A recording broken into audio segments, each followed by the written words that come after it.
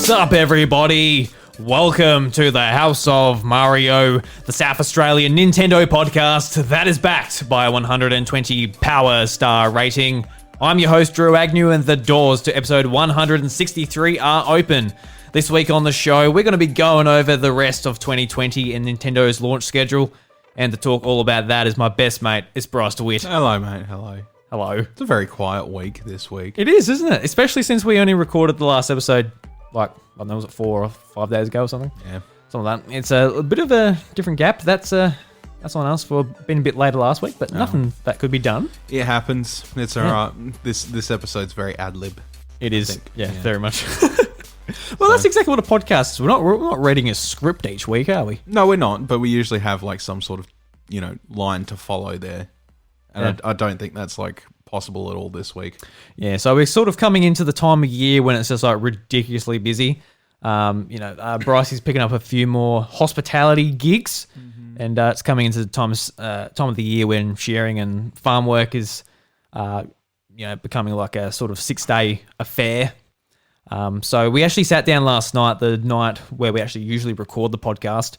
I was at the point where I'm like, I cannot record a podcast and actually have someone listen to it and be interested whatsoever. Yeah. So Bryce said, I'll come over and we'll discuss what we're going to do. And with the way we're trying to, I guess, line up our schedules and catch up to actually do the podcast, it's becoming trickier and trickier. So what we're thinking about doing is being a bit more flexible with the day the episode comes out. This week that it's coming out on the Wednesday instead of a Tuesday. And going forward, I think it could be anywhere from probably Tuesday to Thursday, even Friday, depending on when we can actually have a free night to catch up and do it. Yeah. And what it also might mean is we might have solo episodes more frequently, maybe with Bryce, maybe with myself, if we can't catch up to do it that week. But rest assured, we'll never miss a week. We're very dedicated to not doing that. Yeah, it sort of comes to the territory of like, this happens every summer with us, I feel. Yeah. And while we've been more consistent in previous years, regardless, and we've sort of tried to still sort of keep it, I think this year it's a very different time for everyone. So, I guess just we thank you for understanding.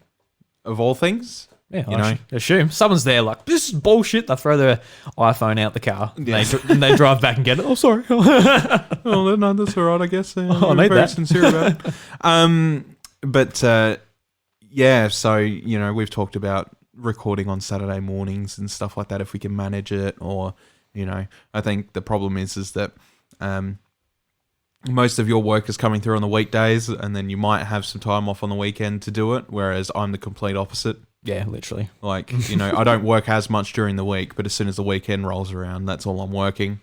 So it's sort of just like, if we can find a time slot there, we'll try and make it work, and if it doesn't work, then we'll figure something else out. Yeah. What it also might mean is, say, if we make a weekend work, we might actually record a couple of episodes in that weekend. So then we can put up on maybe a slower news week or something. Obviously not the week like, say, Age of Calamity drops. That's when we're going to be talking all about that game. Absolutely, yeah. But like in other weeks, we're going to try and fill in, use our time effectively. Yeah, I think with the upcoming schedules, I guess lineup. You've got Pokemon DLC. Age of Calamity, Pikmin 3, but, if you're listening to this podcast, chances are you've either played it or you're intending to play Pikmin 3, and, I'm not sure we could sit here and talk about it, like, the whole time personally, like, between the both of us. Sorry, Padge, we know. But, it is sort of maybe a missable week, for example, if we're struggling to sort of catch up. But it's stuff like maybe the Pokemon DLC and Age of Calamity. I think that's kind of got to be a week where we figure something out and we have to do something. Yeah, which we will. Yeah. So this is like I was telling you before, Bryce. Like this is like in amongst work and that. Work's work. It's It's what it is. You got to do it. Yeah. Yeah, it's what you got to pay the bills. But at the end of the day, this is what brings me like great joy putting this podcast up. Oh yeah. You know, especially like even if like work is hectic and that, it's just the perfect excuse to make you drag your ass over here and sit at this table and fucking talk to me. Look, it's the baby we made, all right? Like, you know. Yeah, exactly. Yeah. Like we've had that for like such a long time now. We can't. It's been 10 years, believe it or not. God, Jesus. No, not quite. Jesus. Yeah, that's a bit far, don't you think? You know, but this flabbergasted. This podcast is older than my second child by nearly double. No, probably over double the time, right? Yeah. We got to keep it going to his 18th birthday. Yeah, Jesus Christ. Imagine if we could manage that. Yeah, that'd be impressive. Especially if it's like it is now. No, yeah. It's just the thing we do every week. You know, there's people that go down to the bar, play a round of 8-ball every week, and then there's people that go to their sports clubs and go for training and all that stuff, and here we are sitting at a table talking about a fucking video game company. So, you know, that's what we get out of it. And I think, like, you know, that's all that really matters. Yeah, it's like at the pub or whatever, there's always the people there every weekend. That's their hobby. They're seeing their mates. Yep. They're drinking their beers. They're watching their footy. They're putting bets on. And I'm just like, oh, you know, that's a lot of money to just it's a lot of socialize. Money. Yeah, it's like oh, I don't know if like every weekend you should be doing that, but it's up to you. But at the end of the day, this is people probably scoff at this too. Like, you boys sit in front of a mic, you record a conversation, and people listen to it. Like, yes, it's like, why the hell would people listen to that? I guess so, but then I also look at them and I'm just like, you guys spend a couple $100 every weekend on piss and betting, and it doesn't last very long. I'm like, I could buy a couple games every week, man, and stick them on my shelf. I'm like, sure, I might never get around to playing any of them, but at least they're permanent. Yeah. And with Game Pass on, say, Xbox, you can just do that even cheaper. Imagine if there was an alternative, but for drinking. It's like, oh, instead of buying multiple pints of beer, I can just get Beer Pass. And for each month, I got access to as many beers as I want. Oh, my God. Imagine. You can take that off of its little creatures. Do like Furphy Pass or something. Jeez. Furphy Pass. Yeah. Wouldn't it be lovely? And actually, speaking of beer, so last week on the episode, you brought us, I forgot what brand it was, but it was like a tropical pale ale. Kaju Crush. At the pub, they put on, what was it? Pirate Life. Pirate Life. Yeah, the tropical pale ale. And some of our friends were sitting there drinking it. I'm like, oh, I'll try it. So I just filled up a bit of a glass and had a try. And really refreshing. Absolutely, it's so nice. Yep. I've actually got one in the fridge. Give them one. Oh, nice. Just one. Haven't had it. I've got to save it for a very special occasion. Oh, I'll work Friday, Saturday, so I'll try it then. See how it goes. Yeah, it's really good. Yeah. Because like if it's a hot day, I could have a couple. I hear a lot of great things about Pirate Life in general. I think the thing that just sort of scants me off Pirate Life is that, like, they have so many different varieties, like Mosaic and stuff like that. But you know, I guess with some companies, I'm sort of just like, you look at their regular pale ale and it's just like, well, it must be shitting compared to these ones that are like $6 or, you know, whatever, a half a schooner or like some bullshit like that. You know, it is sort of just like, well, I guess I just won't bother, you know, because if the premium tasting one that everybody's, you know, going about is like, you know, $12 a can, I'm like, no, I'm good, thanks, because that's about, I think that's a rough cost of how much Mosaic's worth through the drive-through is about $12 a can. Whoa, that's a lot. Yeah, it's a big can. It's a big can of beer, but like it's still like over the price of like 2 spirit cans or something like that, which is a lot of money for a can of beer. That is, yeah. A lot of money for a can of beer. I guess speaking of beers, because I just remember, I was just about to say, last year when we were at PAX, we tried this great pale ale and I actually really enjoyed it. But then I remembered PAX originally in Melbourne, Australia, was meant to be this week or last weekend. Yeah, it was. So I guess let's just take a minute or two just to actually reminisce on the last few years of PAX. So how many years have you gone to PAX for? It's 2 times. 2 times, yeah. I can't even remember when I might have been going for 6 or 5 years. I can't even remember. I might have even went in 2013. I think I did. I never really had much of a purpose before then. before we started the podcast. You didn't want to just go just to see the games and the flashing lights and stuff? Yeah, I mean, there's novelty to it and stuff like that. But, yeah. you know, when you got to take the time off to do something like that and sort of just run around and stuff like that, to me, that's sort of just like, oh, that's nice. I went and saw some stuff.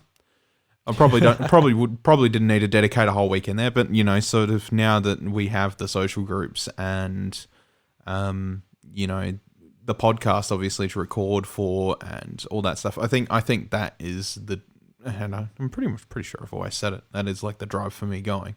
Mainly is sort of just catching up with people and doing stuff. Yeah, absolutely. I'm going to say my first year was 2013 because I remember Jacob and that going. I might have even been 2014. They might have, it was 2014. So yeah, I've been going for 5 years then. Not bad. And the first time we went there, it was just such a mind-blowing experience. We went to AvCon like many years before then, and that was the convention we went to, and it was a big convention, but compared to PAX, it's like... Oh, it's minuscule. It's minuscule, and just the amount of video games there is just like tiny compared to the amount of anime and that. It's a different crowd too, you know. Like I feel like when you turn up at PAX, like you can really feel the corporate energy. Oh like, yeah, big time. Yeah, it's just marketing. Like, they're gonna get you to buy stuff. Yeah, you know, you're like, oh my god, you know, there's all these corporations around here. They all want to sell you stuff. Here's some previews of some games. Oh my god, this is big, sort of thing. Whereas like AvCon, it's like the only company that ever turns up there in terms of like the big three is Nintendo. Yeah. It's literally the only one. Yeah, because AvCon's much more of a, hey, you want to come over and play some games, and that's literally what it started off as, sort of like a bunch of friends at Uni SA getting together, and it sort of grew out into a convention. Whereas PAX is like, all right, all the companies come and sell you stuff. which is cool in its own right. But the first year we went, a friend of the show, Seamus Mullins, he was with us as well as Riley Huppets, who's been on the show before, and Jacob and a few of other friends, and we ended up going to like after parties. Some like Seamus knew people in the industry through some of the work he started doing in the games industry, doing the writing and all of that, and he got us like tickets to like this dev party. And I would have been like 20 years old.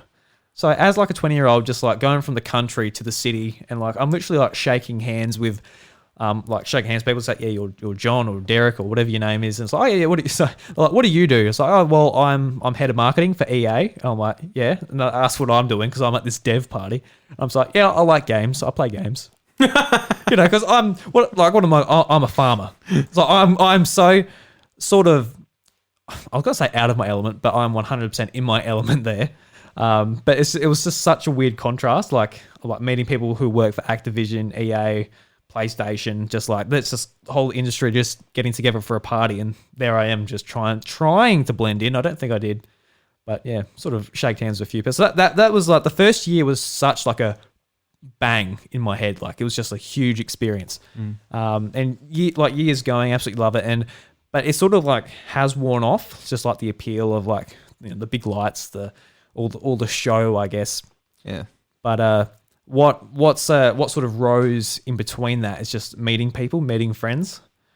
So it never really lost its appeal because I do love going just to meet everyone and just like different communities. So we obviously got like the podcasting community there, lots of friends through that. And there's like friends like from like Aussie Nintendo back in the day, been keeping in touch with a lot of those guys. And we've even got friends there like Ash and Tom, who we stayed with last year and had on the show, but they lost our audio file. Yes, at the Audio Technica booth. Good PAX memories, that one. Fucking brilliant. Absolutely. Yeah. And we usually do record the episode at the Audio Technica booth, and I was thinking like this week I would like to try and replicate that with like guests and edit something together, but yeah, like we just discussed in the last conversation, is very busy. Very busy. I don't have the time. No. And that's something I forgot to touch on. Would love to have guests to sort of like, you know, whether it's filling the shoes for myself or Bryce if we can't make it up, but we just don't have the time and flexibility to that's right. do that. Yeah. Like, you know, that is the thing is we talk about the solo episodes and stuff like that, and it's just like, oh, it feels like a perfect opportunity to fit in a guest, but because we're so chop and change right now, it is sort of, you know, if we want to get an episode out for the week, we can't really afford any delays like on either end. So if it's sort of like, something props up on my end or the guest is like, oh shit, I've got to go to a dentist appointment at 2 now, or, something like that. It's just like, oh. I'm getting a wisdom tooth put back in. I'm too dumb. Oh my God. You know how many times I've heard that? Like, yeah, a bit less wise this week, Drew. I'm like, well, Ha ha ha ha ha ha. I wasn't that wise before, so I'm definitely not wise now. No, yeah, exactly. This is just like, haha, you're so funny. Today's like the first day too when I can actually like eat normal. So it's about a week and a half since I got them out. Yeah. And like today's like the first day where I'm like, don't have to like chew at the front like a little rabbit. Welcome to the party, mate. I did that when I was a kid. I know, Bryce. You got it way worse than me too. I empathise with you, mate. I empathise. I really do. Imagine being a kid and you not being able to eat lollies and shit, for like 2 weeks. I know, that would suck. It would fucking suck as a kid. Yeah, well, sucks now. I like my lollies. Oh. On the way home from work today, I literally have in my lunchbox a jar of Nutella. And I ate that with a spoon driving home. Because food makes me happy, all right? Just a jar of Nutella. Because you know how they have like those little tiny like lunchbox satchels of Nutella? I was buying them, right? I'm just like, they're like $5 for like a sheet of it. And like there I am at lunchtime. Like, you get a bit of chocolate, it's nice. It's a nice hit to your head. It's it's good stuff. Bit of dopamine for you. Yeah. And then I have like, end up having like 3 or 4. I'm like, why don't I just buy a jar? It's like way cheaper. So It's as bad as Jason. Jason friggin' when I was going it's around, so good. When I was going around and doing the FPOS machines, right? Like, he'd mentioned at some point that he just developed a habit of just like eating yogurt. Yeah, okay. But yeah, that's fine. Eat with a Yeah, spoon. yeah. I mean, it's great and everything. It's except like the first day, like we were doing these FPOS machines, he's just like, oh, I'll probably just get lunch from here. He like went to the dairy aisle, picked up an $8 tub of yogurt, and sat in the car and ate the whole tub of yogurt.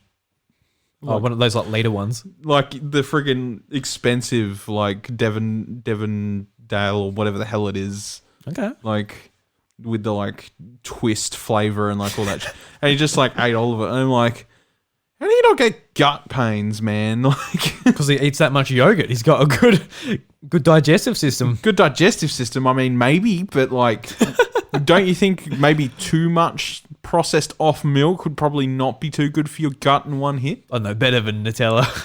Probably, but my point, then that's yeah. I feel like anything in excess. And it is pretty much the case. Anything in excess is not great for you. Even fruit, like you eat like you eat like 6 apples, you're gonna be like shitting. Yeah, it's not good. If you just eat fruit, it's not good for your prostate. Okay. All right. All that pass through, it's not good. No. All right, let's move on. Yeah, so let's talk about some Nintendo, Bryce. All right. So we don't have a whole lot. Bryce has been playing a lot more Genshin Impact. Yeah. He's got not much to report. He spent $8,000 on it so far. He's getting a bit addicted. Yeah, all right, yeah. He's actually shaking that he's not playing it right now. No, I'm good. No. I'm good. I made it to the end of the story today, and now it's just farming for a while and doing some bosses and stuff, and yeah, it's fine. Yeah. Cool. Yeah. Good game. Yeah. I actually completely forgot about this the other week, but I've played a bit of Mario 35 like everyone has, and I noticed like everyone's like posting like a win. Compared to Tetris 99, no one, like I've never won Tetris 99, and everyone's gotten way better now. So I'll probably never get a win in Tetris 99, but it seems like a lot of people are having pretty good luck with Mario 35, and I think it's just because of like there's only 35 players compared to 99. There's just a lot better chance of getting there, and like the whole game is based around like if you're like in the last 5, all you need to do is like just stay alive. And if you know where the stars are and you can sort of work out where you are in the levels, you can sort of work it out. But it's a lot of fun. I'm really sad that they're going to be taking it away at the end of March next year. Because it's like, that is like that and Tetris 99. And say if they keep adding that type of thing, like retro games repurposed as a battle royale, and they just keep adding and having that as a part of the service, that'd be fantastic. Yeah. Like take away the Mario 3D All-Stars. So, okay, that is kind of silly. if the product exists, you may as well sell it. Yeah, that's right. Because that thing will sell like throughout the lifespan of the Switch. But like this one, especially Mario 35, it's just like, just leave it there. I know like it's like an online game, so you're always managing servers and that. Maybe it's not worth it for them, but I guess we are paying for those servers as well Yeah, with exactly our subscription. Right. So yeah, exactly. yeah, and that's an argument you can make too. Like you're taking this away, I'm enjoying it, I'm paying for it. Can you just leave it? Can you They got Tetris 99 still sitting there. They haven't ripped that down or anything. No, well, there's no 35th anniversary for Tetris, or 60th, or whatever it's up to. Like my point, it is just it's there. Just leave it there. Just leave it. If people want to play it, people will play it. If they don't want to play it, then you can take the service offline. Who cares, Nintendo? Yeah. Who cares? Yeah. But I'm definitely enjoying it. I reckon you should give it a go, Bryce, if you're... Oh, look, I will eventually. I just haven't really thought about it. I'll probably just download it for the catalogue on my Switch, to be honest. Yeah. Even if it's like, I can't play it anymore. Just for the catalogue. Yeah, literally. You got to embrace the catalogue.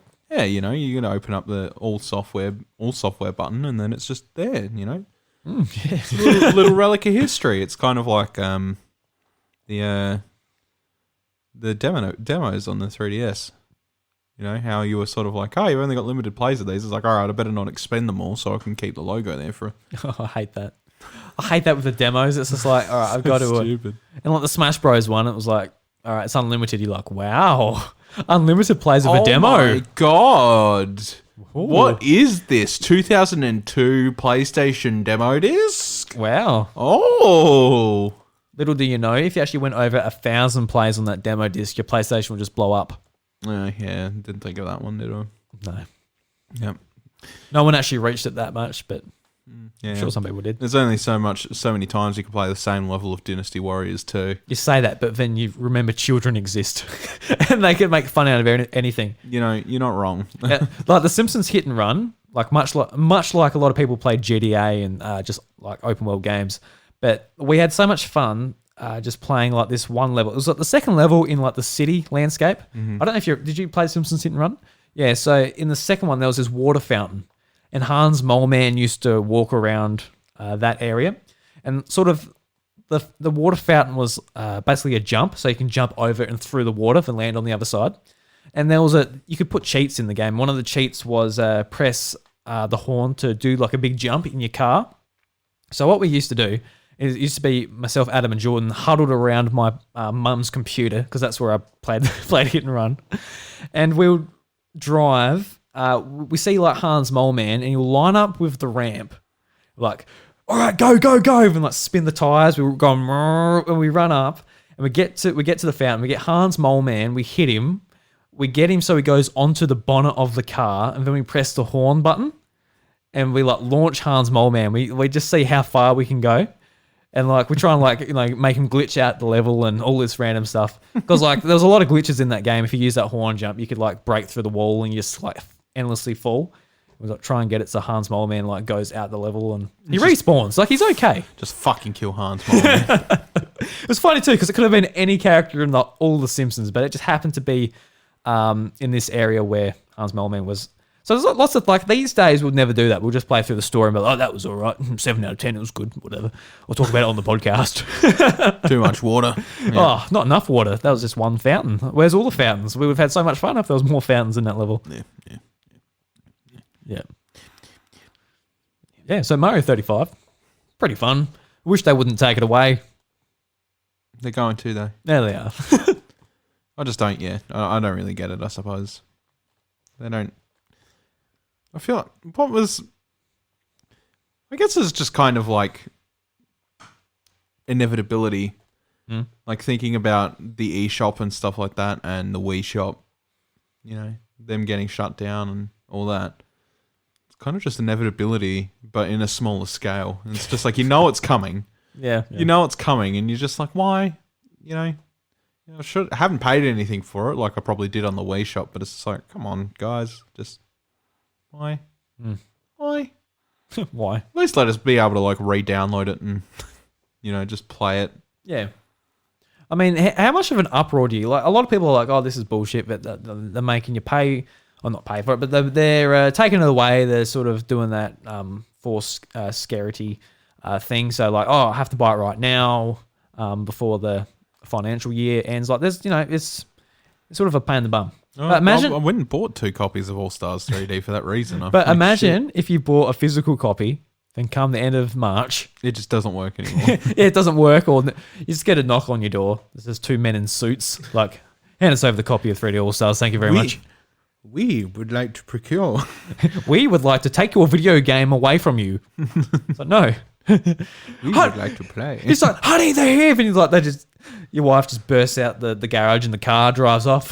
You're like, take it with you, make it be safe, and they just shoot you. And then there's a whole saga of them trying to catch your wife with your video game, trying to keep it safe. Turn it into a TV show. That'd be great. But yeah, no, I bought a digital copy and a physical copy because I'm like, at the end of the day, I'm like, what happens when the eShop shuts down? I can't re-download it, or I want to play this, but I can't do it without a physical copy, and I'm like, pick up like a Retron or something of the equivalent that'll come out eventually for the Switch. It's just like, I think I better buy both and just make sure the physical copy remains as untouched as possible, so that I've always got it. It's going to be the most convenient way to play these games. So yeah, and yeah, surely enough, it is. Yeah, actually, I've been thinking about physical games lately because, like, all my life I've been like really, I guess, obsessed with like having a physical collection and everything. And since the Switch came out, I've been like very digital focused. And I think a lot of people are just like, like a lot of our listeners are like, how are you just going digital? I love my game cases too much and all that. And when people say that, I'm like, I can relate. I was there, and I still am. It took a big shift for me to be like, all right, I'm going digital for this.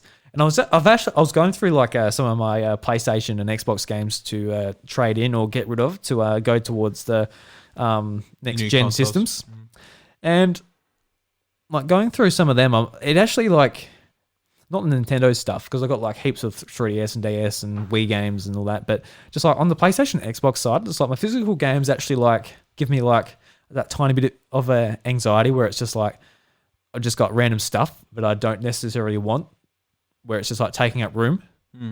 And it kind of felt weird. I've never felt that before. But have you ever felt that, or is that? Never really had too much of a problem, to be honest. No, because I've just got like all this. It just feels like clutter to me now. The thing is if I'm not adamant about keeping a physical collection of something, I never have. So like, whether it be Xbox 360 games, PS4 or whatever, always sort of kept my library that's in my house under 10 games. Yeah, because you're more of a trade-in for the next thing type of person, whereas I'm more of a hoarder. Why not? If I'm not going to play it again, like yeah. But I'm a bit opposite on that with Switch because I'm just kind of like, I love the software that's coming out on this console, and I would like to keep a backlog of it. So I've just kept pretty much every game except maybe a couple where I'm like, and that includes ARMS, even though I actually like ARMS like a decent amount, but I just didn't see it going anywhere. So it was kind of like, Yeah, you would have been just keeping it just to look on your shelf and go, oh, yes. ARMS. That game I'm going to totally play again, That's why it was there. So I sort of just went, I'll pass it off so I can get the next thing or whatever. And at the time, like, it was just the most convenient thing to sort of... That has been Heroes. Oh, okay, yeah, because you got that. I got that for free. Yeah. Because I pre-ordered through EB Games. But to be completely honest with you, what a great game. Yeah. How much so you got it for free from EB Games. You traded it back to EB Games. Do you remember how much you got? About $20. Really? Yeah. Wow, that's not too bad considering they gave it to you. Yeah, that's right. They gave it to me for free and I got $20 back out of it. And I'm like, okay. Yeah. Cool. But yeah, so no, I mean I don't really get it. And with the Switch collection, I doubt I will. Only because again, I sort of look at it and I'm kind of hoping that like, and I'm sure they will because, there's always sort of something that will try to keep a backlog of anything that's not too over the top, I guess. Like maybe the Wii or something like that's probably a bit over the top to try and keep like a Retron equivalent sort of in the background of or whatever have you. But I feel like something like the Switch wouldn't be too bad as long as they can sort of replicate the cartridge thing, which that they've managed plenty of times on previous consoles.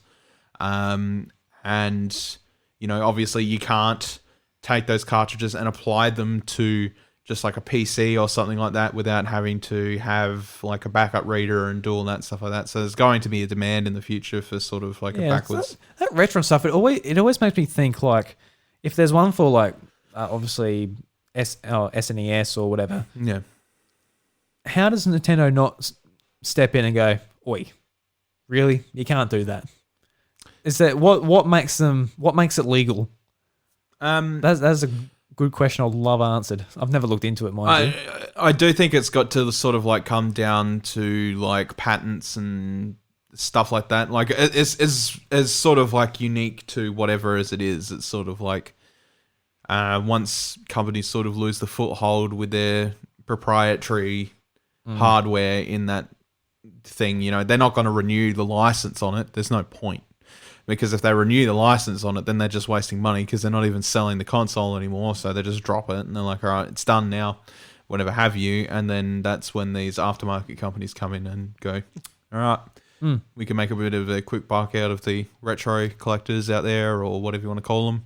Yeah. So it makes sense with like the cartridge-based systems. I wonder when they'll start making like, say, disc-based systems from... I don't think they ever will. Yeah, so because obviously discs will always be... They'll always be supported somewhere. Yeah. And that's the thing. That's why I'm not fussed about keeping a Switch collection. Because for the last... since the Nintendo 64, you know, we haven't had a cartridge-based system that's not like a handheld or whatever. And we all know that, you know, those are very easily replicated and emulated quite well. You do have systems that are slowly going back and doing the cartridge families, like obviously the GBA with you. What was it called again that you tried to buy and it was fucking... Oh, the Analog Pocket. Yeah, the Analog Pocket. I actually haven't talked about that on the show. Oh, God, I was heartbroken. I actually think you have talked about it on the show and you were very infuriated about it because it sold out in like 10 minutes and you were salty. Oh, and God, I was salty. You had to complain about it on the show. I can't remember. I'm pretty sure you did. Oh, God, I was salty. Anyway, yeah, so that sort of... it's stuff like that's back cataloging, you know, stuff like Game Boy Advance games, whatever. And you know, whatever you can plug an adapter into essentially. And you know, that's going to keep going forward with cartridge-based systems, whether it be like the DS or something, you know, as time goes on, because eventually there are going to be people that just want easy access to this game without having to use an emulator and a controller or, you know, what have you. And it'll be the same for the Switch eventually as well. So you're right. I never really thought about it at all, but you probably are right. Like disc systems are fine because you can just emulate them.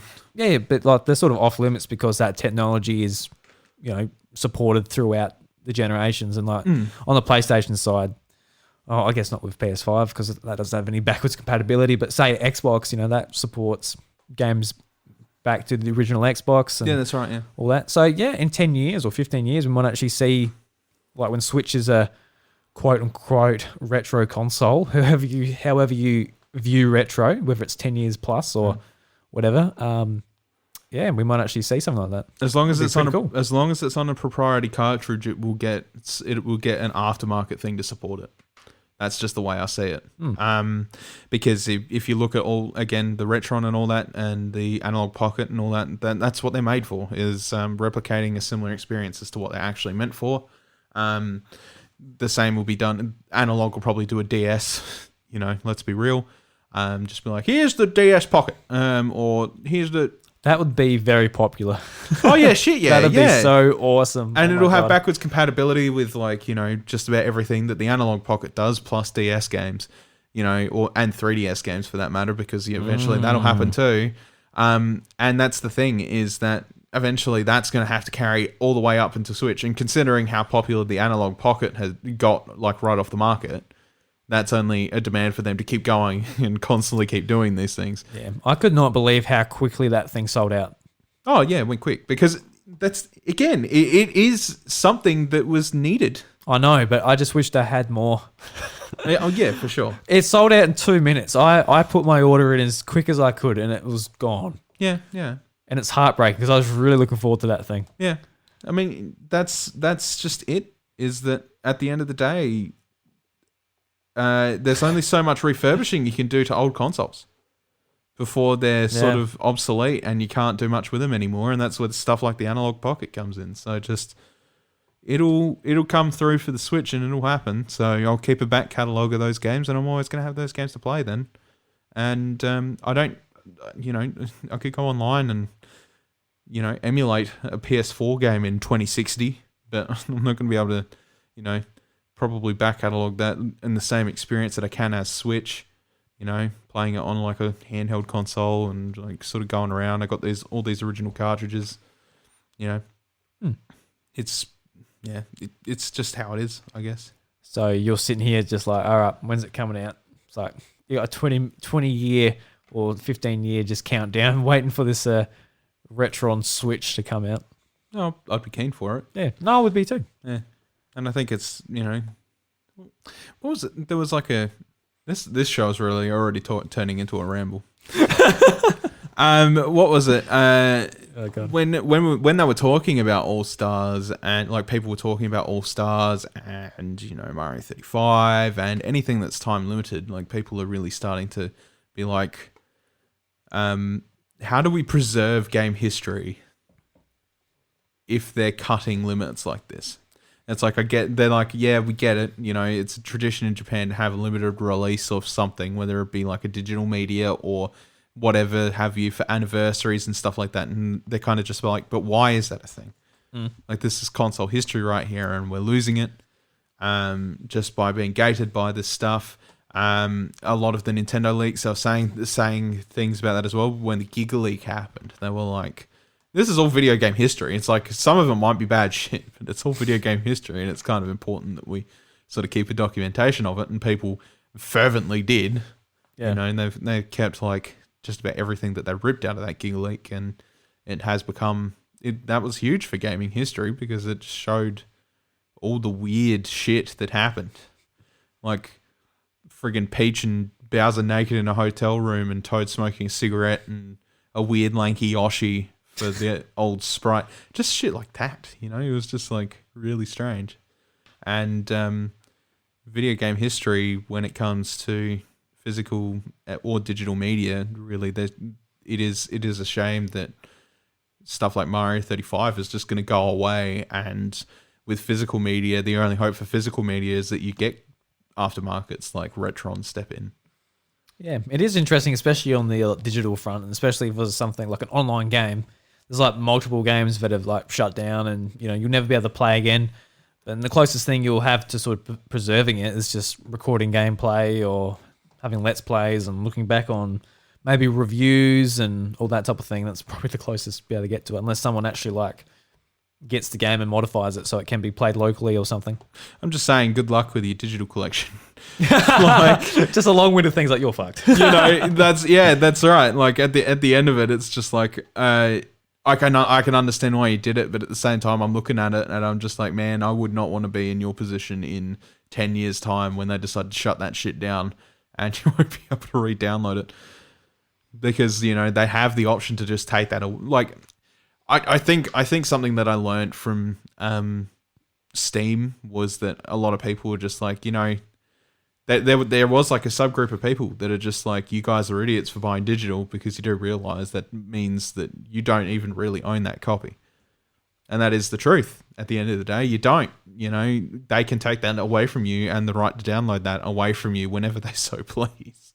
Yeah, they can be like, hey, you're not playing this anymore, mate. You're not playing this anymore because we're not making it physical download. We're not making it available to download. You paid for your experience. You might not have even played some of those games by the time the service goes down.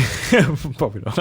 That's the way you got to look at it. But at least what I'm buying in digital is sort of just indie games, and I know that I can access them on other places. But as for actual first party Nintendo games and stuff like that, if they ever shut down the Switch's online service and I can't access them anymore.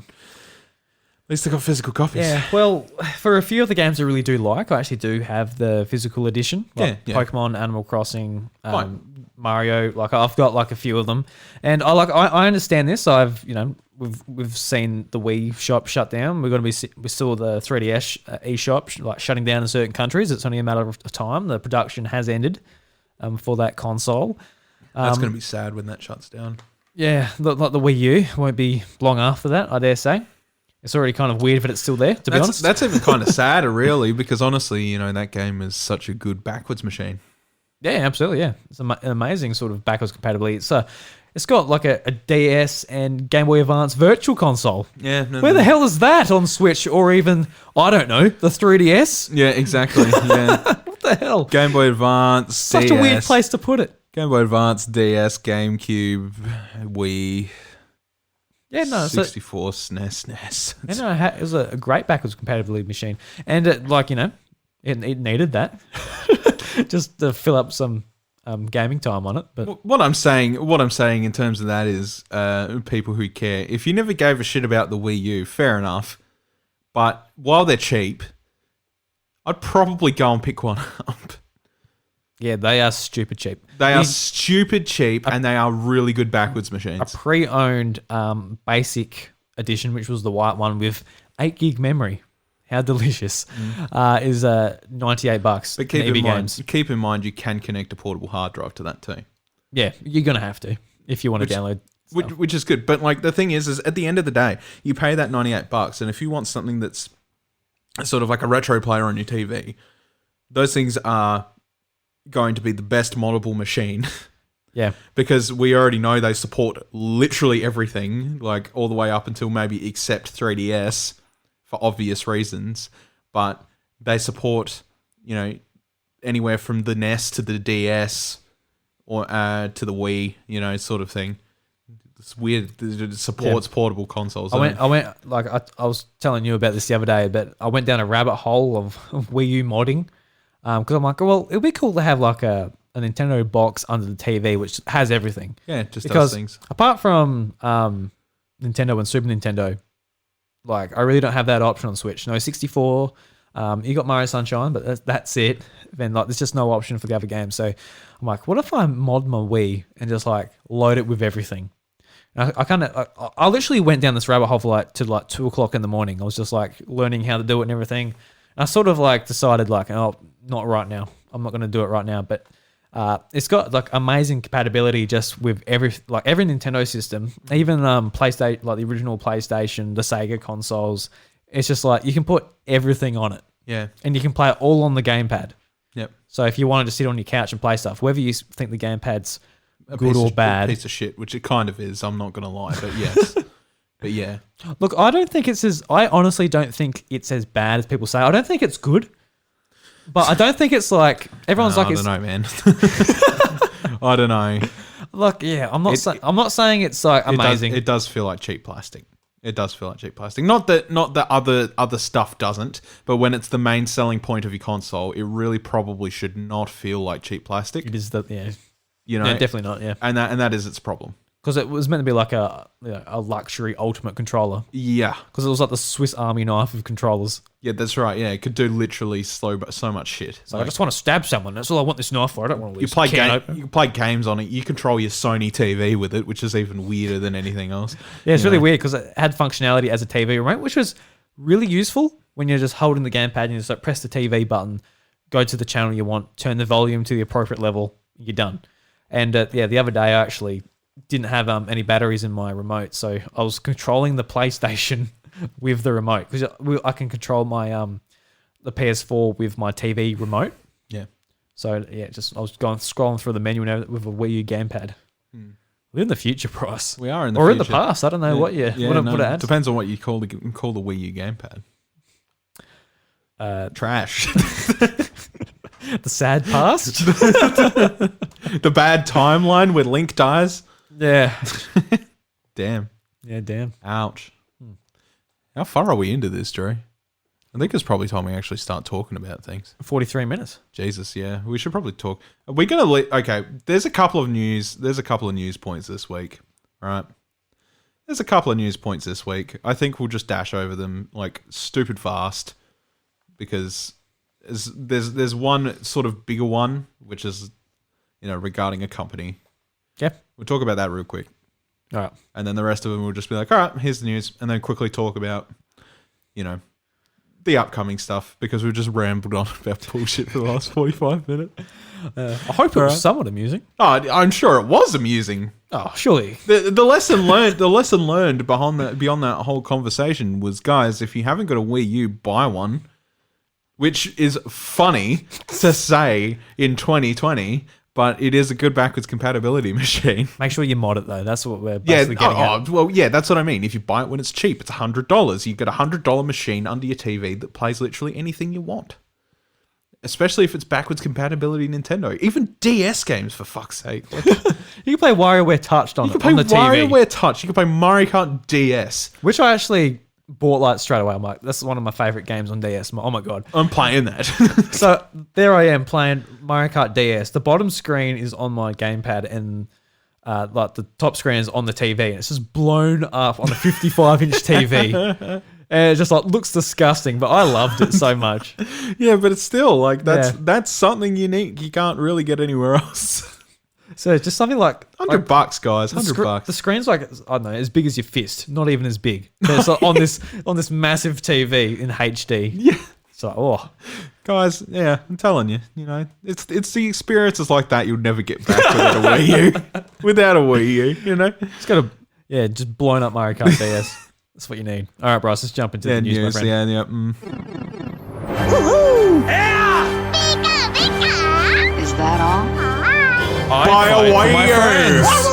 My body is still. You said I fight for my friends. I said buy a Wii U. Yeah, what did you say? I still can't understand. I said buy a Wii U. I'll buy a Wii U. I thought you were what? I didn't expect that. Yeah, no, buy a Wii U. Buy a Wii U. Yeah. I'm trying to use subatomic hypnotizing, Oh. using Ike's place in the queue. I wonder though, because this is a Nintendo podcast, a lot of hardcore Nintendo fans might have a Wii U.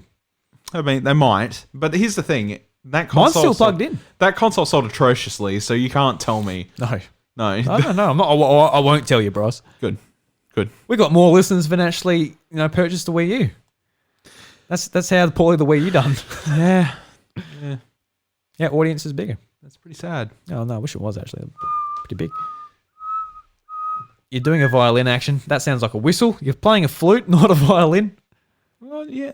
All right, let's jump into the news, Bryce. Right, so this is from Nintendo Enthusiast, and the article is Level 5 has reportedly halted nearly all operations in North America. Mm-hmm. And the article reads, Level 5 International America and spin-off office Level 5 Abbey and the arms of Japanese developer Level 5 operating in North America have all but ceased operations according to GamesIndustry.biz. Level 5 is the developer of Professor Layton, Ni no Kuni, and Yokai Watch, among other franchises.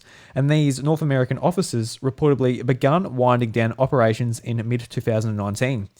The majority of all staff at both locations is said to be laid off, with 10 being let go at Abbey in August 2019.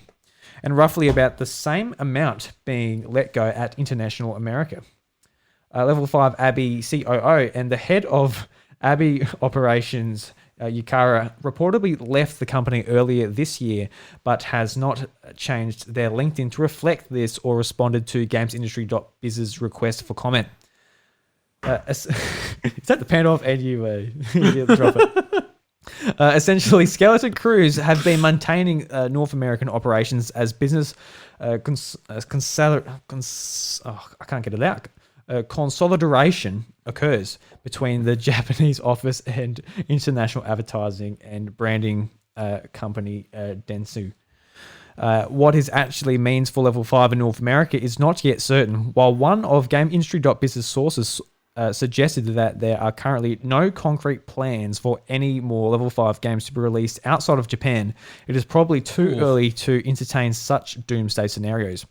Yokai Watch 4 is currently still planned to release in the West, though we have heard nothing substantial about that since last year. The company did last launch Snack World: The Dungeon Crawl Gold on Nintendo Switch this February. Taking a glimpse at International America's website, it suggests that North American operations began full in 2011, with the hopes of creating games in both Japan and North America to cater to both markets. End of the story. So yeah, this was a big one. So I saw this today just by looking at, just seeing on Twitter. I was like, wow, because that is a big. Well, it's not really big, but it's just like they've made some really prominent games titles. in the industry. Especially Layton. You know, obviously Nino Kuni and Yokai Watch as well, but like just I think close to home is, you know, Layton, because I always hear people talking about Layton, Professor Layton. I want a Professor Layton game. I want one now. Give me a Professor Layton game. Here you are, sir. One Professor Layton game just for you. Thank you. But my point still stands. You know, for years, like I've never personally ever been invested in it, but I've always heard people wanting Layton. Yeah, well, Professor Layton it pretty much was a Nintendo exclusive starting on DS. Yeah, exactly. Yeah. You know, Ni no Kuni obviously did extremely well when it came out. And then it got a sequel, follow-up. I think I played like 10 minutes of Ni no Kuni ever. And it was on a Switch Lite at PAX. Oh, yeah, yep. And that's the only time I've ever played Ni no Kuni, so I don't hold much attachment for that. And as for Yokai Watch, I feel like... I thought Yokai Watch would honestly keep the company afloat, but at the same time, it was trying to do what Pokemon was doing for a newer generation. Yeah. And I feel like that kind of thing just doesn't really stick anymore. It was a bit of a flash in the pan, wasn't it? Yeah. Because at the end of the day, the problem is that the times have changed, and most kids, like, it doesn't matter if they're like 6 or 16, they're all playing fucking Fortnite or, you know, it's something along the lines of that. Times have just changed, and kids aren't interested in that anymore. Yeah. And it was huge in Japan, but it came here and it was just fine. Yeah, you know, no, it was, because like you said, it was like a flash in the pan, you know, because all the kids are playing Fortnite and shit nowadays. That's all they give a shit about. Just like about level 5, like you look at like their huge, I guess, heavy hitters. Obviously, Professor Layton was huge on DS and then 3DS, and there was a game on Switch which was also on mobile, I believe, with I guess was it Professor Layton's niece. That only just came out recently, but like that franchise hasn't been that prominent maybe the last 3-5 years. Like it's been a while. Always people asking though. Yeah, Ni no Kuni came out on PlayStation 3 like in 2011. That's a long time ago now. It doesn't feel like, when I think about Ni no Kuni, it really doesn't feel that old, but you know, it's getting to like a decade old. It's got a lot of Ghibli vibes, which I think is what most people wanted out of that game. Yeah. Well, like Studio Ghibli animated the first game. Oh, yeah, of course. Yeah. But, like, you know what I mean? That's exactly what they wanted. Yeah, absolutely, yeah. That's what they wanted from it. They're like, oh, I love some Ghibli. Personally, Ni no Kuni for me is a game on my Switch where I've got it on the wish list. I'm just waiting for it to come down to, like, a pretty cheap price. Yeah, because it's already so many years old now. Yeah. And so, probably at the back of my head, I'm also like, oh, I'm not going to get to this. But I want it. Probably, yeah. There's a lot of games that have like that.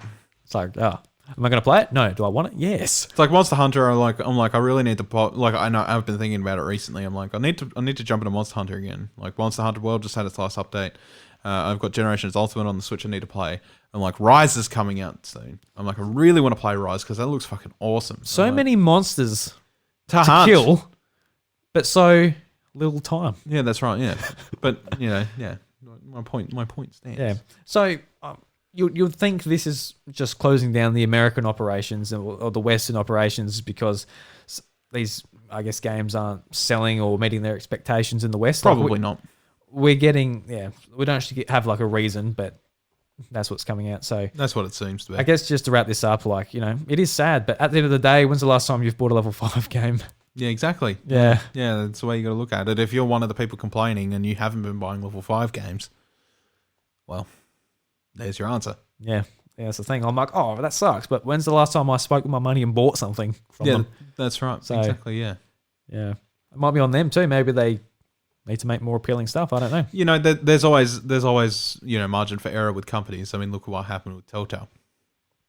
That was pretty much them sinking their own ship. Like, let's take on too many projects at once that we can't handle. Yeah, and not fix their engine that runs the games and yeah. Yeah. I'm just glad somebody else picked up Wolf Among Us too. Because Jesus Christ. I was waiting for that sequel since how long? When did it come out? Like 2013? Yeah. Something like that. I'm like, holy shit, it's been 7 years. I was actually really getting into it and there has been nothing until it was said like, oh yeah, you know, somebody else has picked it up. I'm like, oh my God.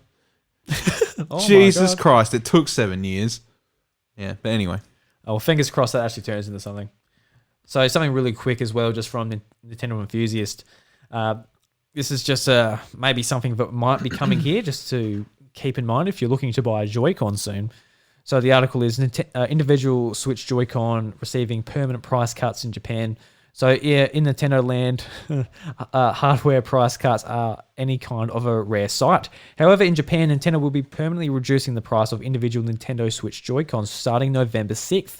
Prices of individual Switch Joy-Con, whether left or right, will be reduced to 4,480 yen to 3,740 yen. So it's going from $42 to $35. So no pricing changes have been internationally announced, but who knows? It'd be kind of, I don't know if they're like overpriced in Japan, maybe to start off with. So then it's just maybe bringing it down to what they'll be paying. But just, if you're looking for a second pair of Joy-Cons, maybe just keep an eye out, see if there's actually a price drop. They are expensive. Interesting that, like, of all the things, they're just dropping the price of individual Joy-Con. Yeah, so it's not the actual 2 packs as well. Which is strange. So what else we've got in the article here? So no pricing changes have been announced internationally, blah, blah, blah, blah. In the United States, you're probably just buying it used from the likes of GameStop, which sells them for $35. Otherwise, typical bunch of Joy-Cons for left and right together remains unchanged both in Japan and abroad. Mm-hmm. And it costs $80 American dollars, whereas here it's about $120. 110. 110. Okay. 110. Haven't bought a pair of Joy-Cons for almost 4 years. I've been meaning to pick up an orange and purple set. I just never get around to it. They still got them out there? Yeah. They're one of the permanent editions now. Gotcha. So yeah, that's the thing with like Switch accessories. On day one, I bought my Pro Controller, an extra set of Joy-Cons, and I literally have not looked at them since because I haven't had to, I guess. So I'm sort of out of touch of like what this stuff costs. Didn't you buy the yellow ones? No, definitely did not. Who the fuck bought the yellow ones? Wasn't me. Oh, there you go. I didn't like them that much. So fair enough. Yeah. Oh well. Yeah. No, definitely not me, man. All right. I want the orange and purple. That's all I got to say on that. So, also from Nintendo Enthusiasts, just catching everyone up on what's going on with Metroid Prime 4. So, Retro Studios hiring product testers and a storyboard artist. So, the announcement of Metroid Prime 4 feels like a decades-old event, and we're still none the wiser of how the game looks. In the years since its reveal, subsequent cancelled / new start under development Retro Studios, we've reported on multiple job roles looking to be filled at Retro Studios, some of which have yet to be filled over a year later.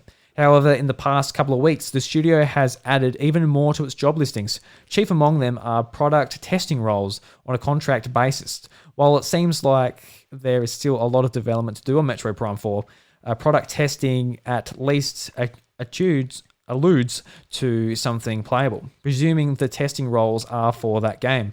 However, these contractors are acquired immediately, and Retro might soon be ready to show off a build of something.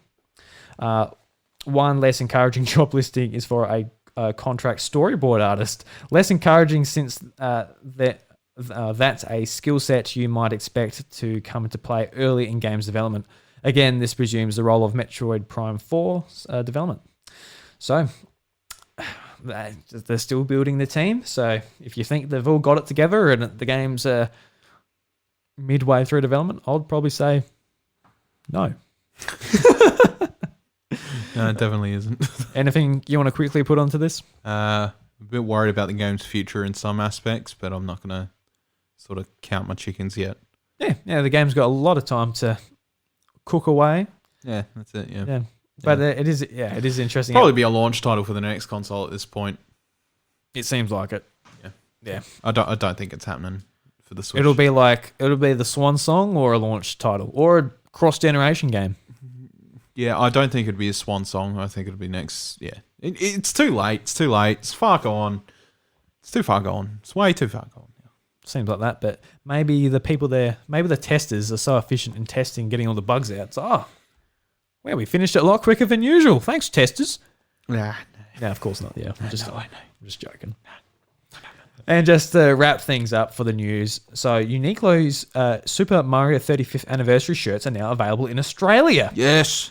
And I just wanted to bring this up because a couple of years ago when I went to PAX, I went to the Uniqlo store and they had an awesome Nintendo range, and I bought like 5 shirts. And actually, this was like the day after PAX. I actually ran into Luke, obviously one of our listeners to the show, just like randomly there buying shirts as well. That's what was really funny. Like, Hi, hey. it's good seeing him again. It's like, oh, you've got a wonderful taste in fashion. Oh, yes, you do too. Well, we're buying like the same shirts. So earlier this year, which really sets several lifetimes ago. It does feel like a lifetime ago. It's earlier this year. Uniqlo announced a range of Super Mario 35th anniversary shirts. At the time, they were only available in the UK, but now they're coming to Australia. But it doesn't look like we've got all the designs that everyone else did, but there's still a bunch of them. You can check them out on Uniqlo's website, which I'll link in the show notes if you want to check out the designs. But just looking through these, Bryce, we're going to have a quick look on my iPad. So anything here that grabs your eye, which you're like, I'm going to buy that shirt. Looks delicious. Right. So let me have a squeeze, mate. All right. I'll let you have a squeeze. Let me have a squeeze. There's some pretty cool ones. This is like the timeline of Mario from 8-bit to current generation on Mario Odyssey. Yeah, I think I could probably like avoid that one. Yeah, that's a bit. It's a bit tacky. Yeah, because like the video game ones I really like. Like I've got the white one, and all it is Mario coming from a warp pipe as the pocket. Yeah, that's a good one. Like it's just like it's a nice looking shirt. But it's just like a really but and I've also got this red one which has like the 8-bit Mario sort of like across it, and like you can't actually like see that it's a Mario shirt. Yeah, unless like you look at it closely, because I think I said I was wearing it at my mum's place, and she saw it. I'm like, oh, this is my Mario shirt. She's like, how's it Mario? Because it's red. I'm like, no, well, there's Mario. Can't you see it? That's his moustache and his eyes. She's like, no. She could not make it out. It must have like the pixelated thing of like just the pixel art must have just like thrown her right off.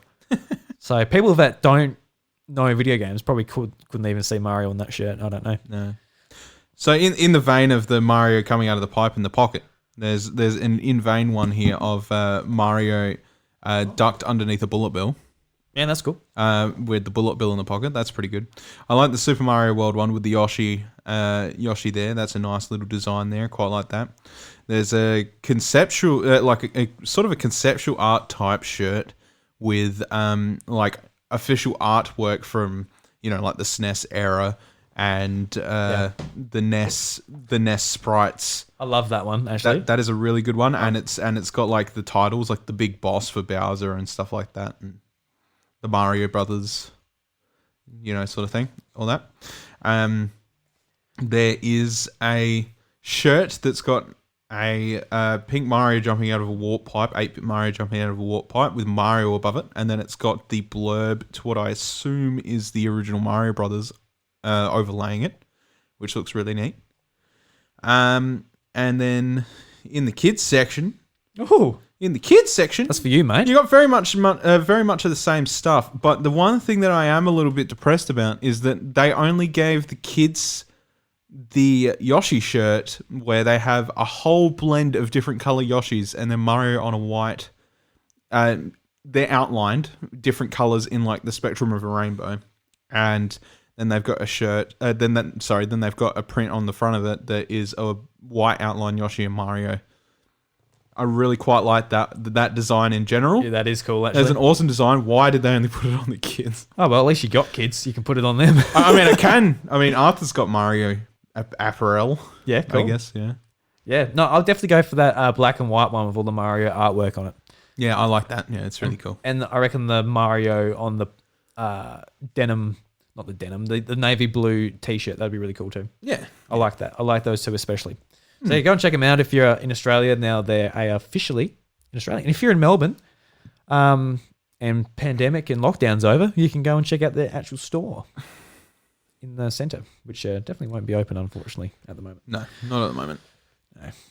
Unfortunate. So, Bryce, let's go into Reggie's Rec Room. We haven't been there for a bit. I went in there to do some dusting, and Reggie was actually kind of startled I was there, actually. He was not used to people anymore.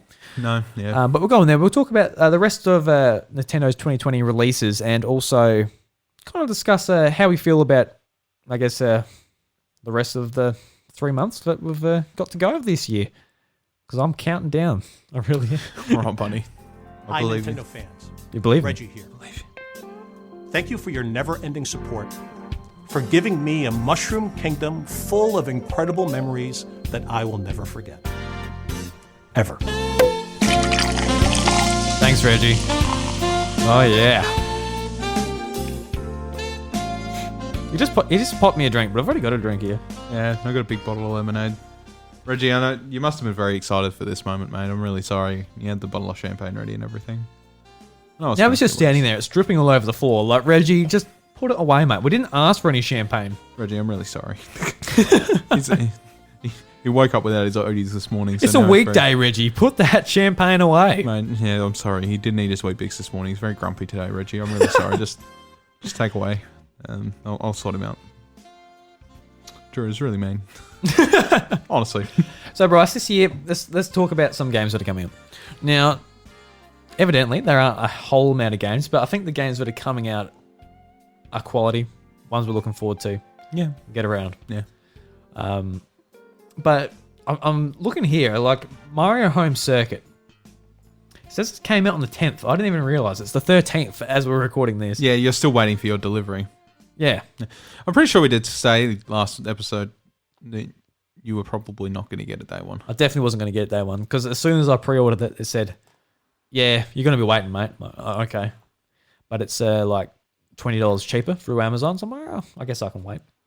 I mean, I haven't really had the time to play with my remote control car this week anyway. So It's probably just going to end up the same way as the Labo and left in the box. You know what? I'm a lot more excited about this than I am with Labo.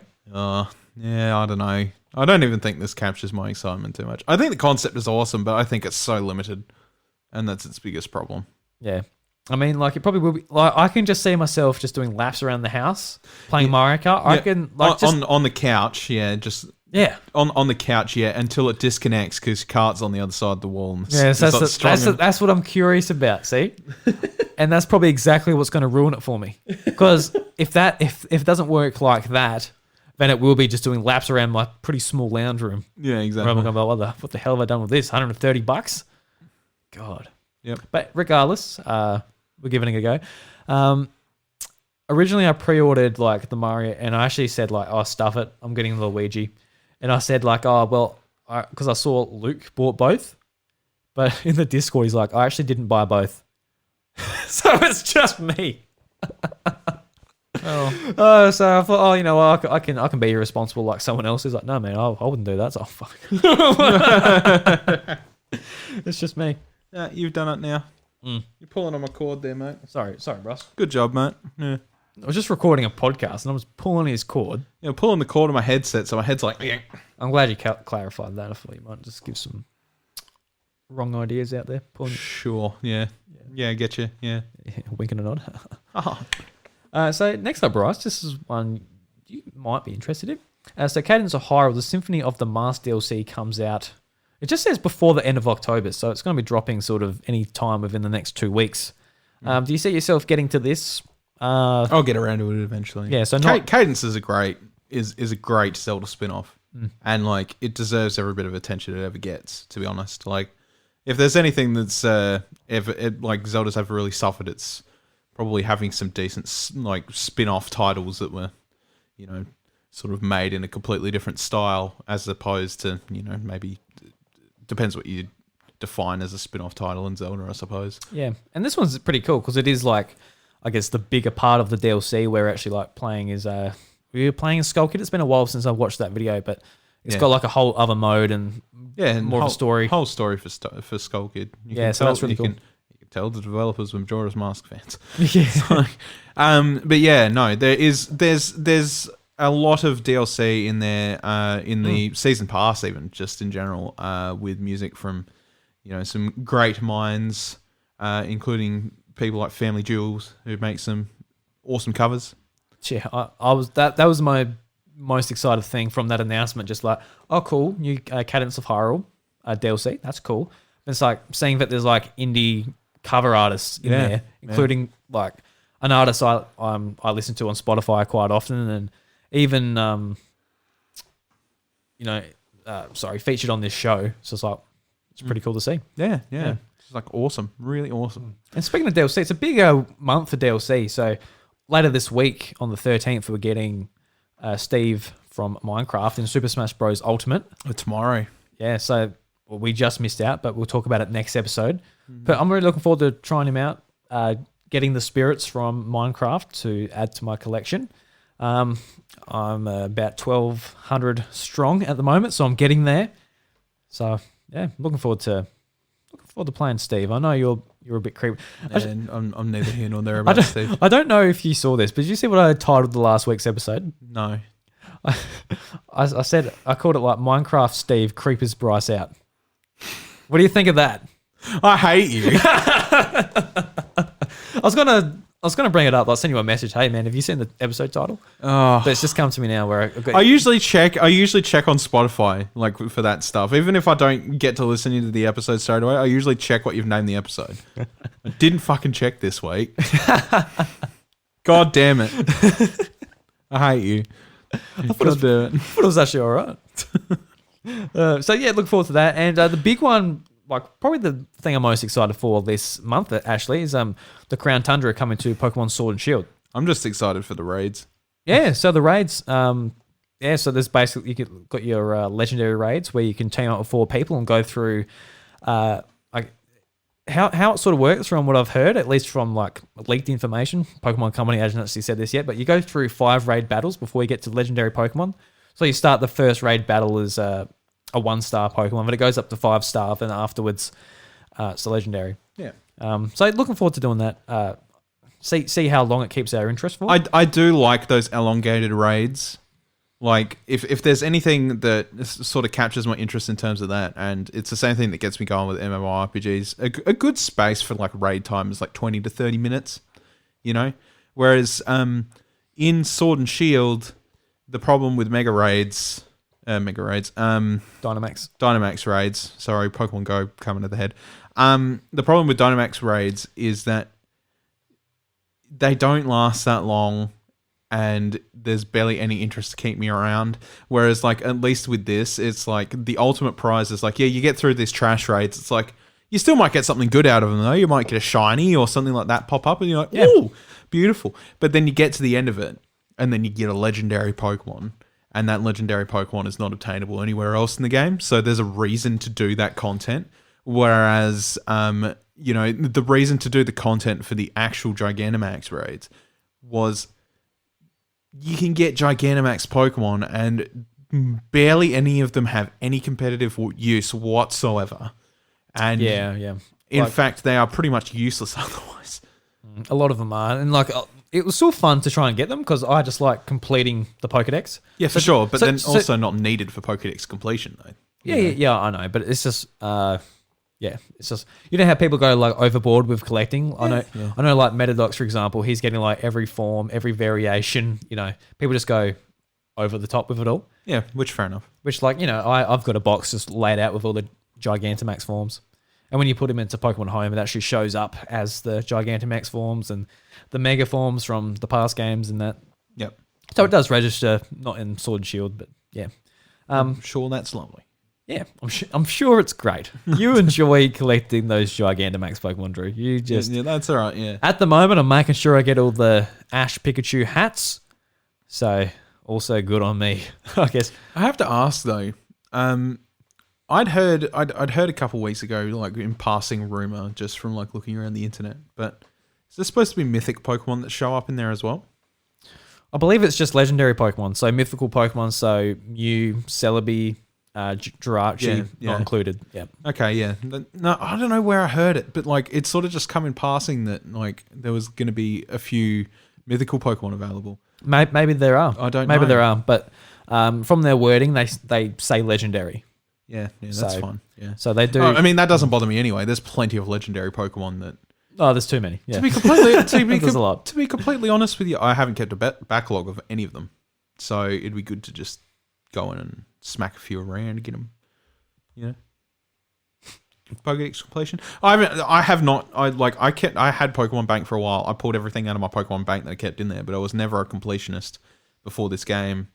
With Pokemon games, I was like, I want to drag my team over, so I never really kept any of the legendaries or anything. So, Yeah, I mean, and like as far as the DLC goes, like the thing I'm looking forward to most is just the same as with the Isle of Armor, which was the original pack for the DLC. Just going around and exploring the Crown Tundra, seeing all the bits and the new Pokemon. Yeah. Get the Pokedex and just enjoy the story. I know like the story for the Isle of Armor was really basic and whatever, and I'm very sure it's going to be very much the same. Just you know. It's a Pokemon story, so I'm fine with it being basic in Crown Tundra if it gives me actual content to do. yeah. And there's the new legendary, so the Reggie Alecki and Reggie Draco, And the legendary birds. Calyrex. Yeah, Calyrex, yeah. And there's sort of rumors that there's 2 other Pokemon version exclusive that will fuse with Calyrex as well. Yeah, that's what I've heard as well. So whether that's real, that'll be a nice surprise. Actually have more Pokemon and more content and more to that Pokemon than just Maybe, but a floating big head. at the end of the day, the raids are the thing that excites me most because it gives me actual endgame content to look forward to. Yeah. Especially if those legendaries, which I assume they are shiny huntable. I mean, it's a big miss if they don't. And that is why I'd be into it, because personally I own all those Pokemon, and if I want a Kyogre, I'll be like, all right, I'm bringing Kyogre in, boys. Whereas I don't really need to catch another one, but obviously I'm going to do the raids. But what will keep me there is like, all right, let's hunt a shiny. I hope it's not as manipulable as it was. I hope they update it, which they haven't done. So I don't know. Well, no, I don't think this would be as easy to manipulate. It's going to be a different system, so it's not going to be that's just right. Yeah, I hope it's not as easily manipulable as the old system, because the problem with the old system, and like, yeah, I know free shinies great, and I tried to abuse it a couple of times myself, and just to get Gigantamax Pokemon, mind you, not shinies, and that's great and everything, and you know, whatever. You know, cool. But the thing is like, it did suck the fun and life out of it so fast. You know, knowing that you could just manipulate the game to pretty much turn up with whatever you want. They had literal calculators for it. Because there's someone I follow on Twitter, and every second day or third day or whatever, they're posting like, "Hey, I got 4 shinies today," because they're obviously doing that. So, and the manipulate, yeah. So all right, cool. And so, like it. When you're sort of watching someone like, I'm hatching eggs and I finally got it, or I'm doing random encounters and I finally got it, it's like, wow, good on you. Like, you know, well, you know, people that don't play Pokemon are like, I couldn't give a shit. Yeah. But for like people that are in the community are like, yeah, good on you, man. But if you're just like, yeah, I went on Twitch, I teamed up with someone who's hacking it and just resetting it all the time. And don't get me wrong, I've done that. We've had meta in the Discord saying, hey, I've got a shiny. You can come and catch one if you want. I'm like, oh, yeah, why not, I guess. Yeah, exactly. But doing that like every week just takes the fun out of it. Well, yeah, that's the thing as well. Is like breeding and the Master method and creating perfect shinies through, you know, the combination of, you know, competitive breeding methods, Master method, or even just random encounters and stuff like that. Like it does suck the fun out of it, just being able to manipulate the shit out of a system with a calculator on your computer where you just chuck like your OT in. And like some a little bit of extra information, and then you're like, oh, you got a shiny on this day or whatever. You're just like, oh, cool. Yeah, I'd like to see the next Pokemon games really take some of like the manipulation out. Yeah. Anyway, moving on, Bryce. So we're moving to November. I've got a list here. What's it on Eurogamer? So they actually don't list Age of Calamity. So I don't have too much faith in this list, to be honest. But I guess this is just like the major boxed release games. So there's going to be indie games coming left and right. We're not really talking about them at the moment. But just to go through these ones quickly before we get to the big Zelda game. So Just Dance 2021, cool. If you're looking forward to that on Switch, November 13th. Just Dance. It actually comes out pretty close to PS5 and Xbox Series X. So, don't know. Yeah, really don't know. Kingdom Hearts Melody of Memory is coming on November 13th as well. I'm not a Kingdom Hearts fan. You're not so much anymore because of 3. No. But they've tossed the story in the water, and like I think a lot of people do agree with that because they were waiting so long for Kingdom Hearts 3. It was 12 years. 12 years. And like the payoff was not worth it. It was like a longer dev time than Versus 13. So you're not going to be mashing buttons to songs? If it's cheap. It's not. No, I mean like if it's cheap eventually. So is this a wish list game? Put in your wish list or not even that? Probably not. Not even that. All right. I'll probably pick it up on like PS4 or fucking Xbox for like $20 soon. It'll probably be on Game Pass soon. Every single. Okay, if you've been sitting around and you're like, if you're sitting around and you're like, I own a PlayStation because it's got Kingdom Hearts on it. Well, I've got news for you, buddy. Oh, whoa. You turn up to Xbox, you pay $20, and you get literally every Kingdom Hearts game. They're all on there. Look, I asked you about a Rhythm Kingdom Hearts game, and here you are attacking PlayStation fans. I'm not. Here we are. What I'm saying Listen here, is, buddy. What it's on Xbox. What I'm saying is now, it's like, I don't know. I've had a lot of problems with people in Kingdom Hearts. Yeah, a lot of problems. Yeah, trust. I have too. You and Riley, bloody hell. You Kingdom Hearts They're fans. fucking good games until they completely fuck them up and destroy everything we liked about them. Like even just talking to like people who actually play Kingdom Hearts, including Riley, I'm like, he's like, oh yeah, I'm enjoying it. I'm like, yeah, well, have fun. And I didn't say anything. He got to the end of it, and like at the end of it, we're just like, it was variably disappointing for 12 years. Yeah. Well, that sucks. You're not buying that. Just before we go on any further, this list is so out of date. I'm really sorry, everyone. But we missed Pikmin 3 Deluxe on the Switch coming out at the end of the month. Oh, well. Oh, man. I'm just so embarrassed about that. Bryce, are you picking this up? No, not straight away. No, there's too much shit to play this year. Too much. Yeah. Pikmin 3, for me, it's one of those things where, like, I played it not enough on Wii U. I know one person in this entire world that is going to pick it up. Yeah, it's Paul James. We mentioned his name right at the start of the episode. Yeah. We knew it was going to happen. Sorry, Padge. Well, we actually don't know because I imagine he's very busy with other games and I'm sure he will be. Next-gen consoles. So I'm sure he will be, but if there's anything that he's going to pick up for a Switch, it's probably that. He talks about it. He's like, it was the best game on Wii U. Got to move over. Best game on the Wii U. Yeah, I don't think so. Yeah. Anyway, I'm keen to play it because it's one of those games I look back and I'm like, I want to play that. I didn't play enough on Wii U. Yeah. And I'm the same. It's just and I've got it, but it's just one of those games. Like it's that Bayonetta 2 and like a couple of other games on my Wii. Well, I need to play this. Why didn't I finish it? But it's just like I don't want to play it on the Wii U. But it is what it is. So yeah, looking forward to that. Yeah, it's a Wii U port. And so back to November, the big November game and the big Nintendo game just for the rest of this year is Hyrule Warriors Age of Calamity. Really looking forward to this when it got announced. Big surprise. Really looking forward to going back and reliving the story and just some of the story beats looked really impressive just from the trailers. Oh, I'm so keen for that. Yeah, just I guess I was going to say new characters, but they kind of are new characters, just like the new lease of life, like almost that's put on them. Yeah, yeah. I think like when you look, especially in like the eyes of like Impa, Pura, and Robbie, for example, like they are literally just younger versions of themselves, almost unrecognizable. It's almost, yeah, and like to the point where they're all like miniature because for some reason they made it so Sheikah all shrivel up and go really tiny when they're older, but they're all big in Age of Calamity. Yeah, like they really shrunk when you think they really shrunk. Like all three of them really shrunk. It is like I understand that it's sort of not in the same vein of like this is Breath of the Wild because it's a Warriors game. Like but I do like even just did you watch the live stream or any of it at all? I didn't know. Okay, so that was run by Koei at the friggin' what was it called in Japan? Tokyo Game Show.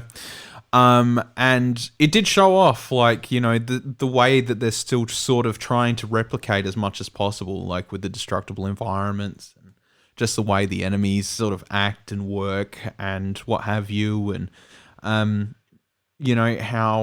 it all sort of mingles in together to still try and create a similar Zelda experience out of a different engine. And they've done a pretty fantastic job from what I can see. And a lot of people complaints, as most people would know, I suppose, is that Breath of the Wild didn't have enough story for them. And it's like, I can kind of see where you're coming from, but I also liked how Breath of the Wild tried to approach it differently. Whereas opposed to, every Zelda game being, here is a boy from small town, he leaves a village, collects 3 things, and goes and gets the Master Sword. It's the same thing over and over again, whereas Breath of the Wild took off the beaten path and You're a boy and you're going around and you're like, whoa, this is cool. And eventually you get the sword and eventually you get the princess. You don't have to get any of them. You can do whatever the fuck you want. And I think, but for the people where it's just like the memories aren't enough story content for me and I don't enjoy that, you know what, fair enough. Okay. Well, here's your story content. It's like, it's right in front of you right here. You probably won't enjoy, the combat or the physics engine as much as you would in Breath of the Wild or what have you. But if you're looking for more genuine Breath of the Wild content, it's going to be here. Even if it is, a little bit different to what you're used to. Yeah, I'm just looking forward to seeing the relationships between Zelda and Link and some of the champions and all of that. I reckon it's going to be a lot of fun. Oh, I'm not really even thinking about the gameplay side of things. I'm just looking forward to just finding out exactly what happened, like the moment to moment stuff. Yeah, that's mainly what I'm really looking forward to. That's why it has come out as such a magical thing, because the world building in Breath of the Wild, even if there was minimal story, it has made you wonder, like, where does everything fit in? And this is the game where it's like, God, this is how it fits in, and that's something that is pretty special, really. I'm looking forward to finishing it and sort of getting like a new way of looking at Breath of the Wild, like looking at a location in Breath of the Wild and be like, oh, so this is exactly what happened there. Like, I've talked about it on every episode. Yeah, I've talked about it on every episode, but like the last memory where like all the Guardians are, and you realize that's where the war come to a climax, and that is a moment in the game where you're like, oh, so this happened here, and it's a bit of a revelation. And this game will allow us to get more revelations in different areas for different characters different areas. Yeah, whether it be towns or Lon Ranch, as we just mentioned, like that was spotted in. Yeah, because there's a trailer with like heaps of soldiers sort of storming that area. Yeah. So we'll find out, like, we see Lon Ranch is destroyed, but like what happened there? Was there a certain pivotal moment of the war that happened there during that moment? It's just maybe a cow just kicked over a candle and burnt it down. I don't know. The Akala Fortress is going to be a freaking awesome time because, like, when you rock up to that end of the map and you're like, oh, I'm gonna, see what's over here past on the other side of Death Mountain, because it's sort of just the thing looming and you don't know if there's much behind it. So you go to walk around there and you come across this, Akala Citadel thing. It's just like sitting there with a blown up bridge and there's guardians all around it. It's like, the fuck happened here? And then like people are just like, oh yeah, there's a big fight here. So, you're gonna be seeing that big fight. And you're like, whoa, yeah, wicked. That's gonna be awesome. It's good. It comes out on the 20th, and couldn't come soon enough. Like a lot of people have been like, it's the same week as Cyberpunk. Obviously, Cyberpunk's a massive game, multi-platform. People have been waiting for it since, I don't know, for years, over a decade. So it's like a huge game coming out. But for me, it's like, I'll be playing Zelda. I know I'll be playing Zelda. I think it's tough because I know I want to buy a few things that week. It's the same week. It's a big week. Yeah, it's the same week, week and a half that the new consoles come out and stuff. I don't think I'm guaranteed day one yet, only because I feel like there has to be some sort of reconfiguring at JB Hi-Fi depending on, because we talked about that last week anyway. Yeah. Their pre-orders, if people didn't pay theirs, they lose their spot in the queue, people get moved up, whatever. So I'm waiting for that to happen, but I'll probably still buy some things on release just so they're not entirely like out of existence. Because stores will probably only get allocated as many copies as they have consoles. Gotcha, yep. You know what I'm saying? So I will probably try to buy a few things that week, whether it be, like 1 or 2 games for the Series X and Zelda on top of it. But, in the end of the day, that's still... Personally, for me, Cyberpunk, I can also wait because it's not the next gen version on Series X or PS4. Which I'll leave it, yeah. So I'm the same. Yeah, so I'm not like itching to play it. Whereas this is, this is our part of our show. It's the biggest game of the year, so we'll be playing it. I'll wait for the next gen version on Cyberpunk as well for that very simple reason. It is cool, and it is very exciting that it's coming out, and I'm very very keen to play that. But I say this, but I'll probably end up just impulse buying it because I feel like buying something that week.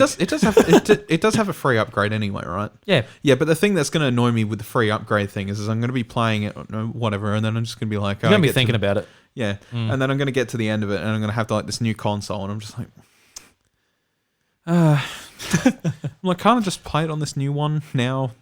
I'm just like, I just bought this flash new console. I've got this game. It's not looking as pretty as it could be on this brand new console. Do the opposite. Wait for the Switch port of Cyberpunk.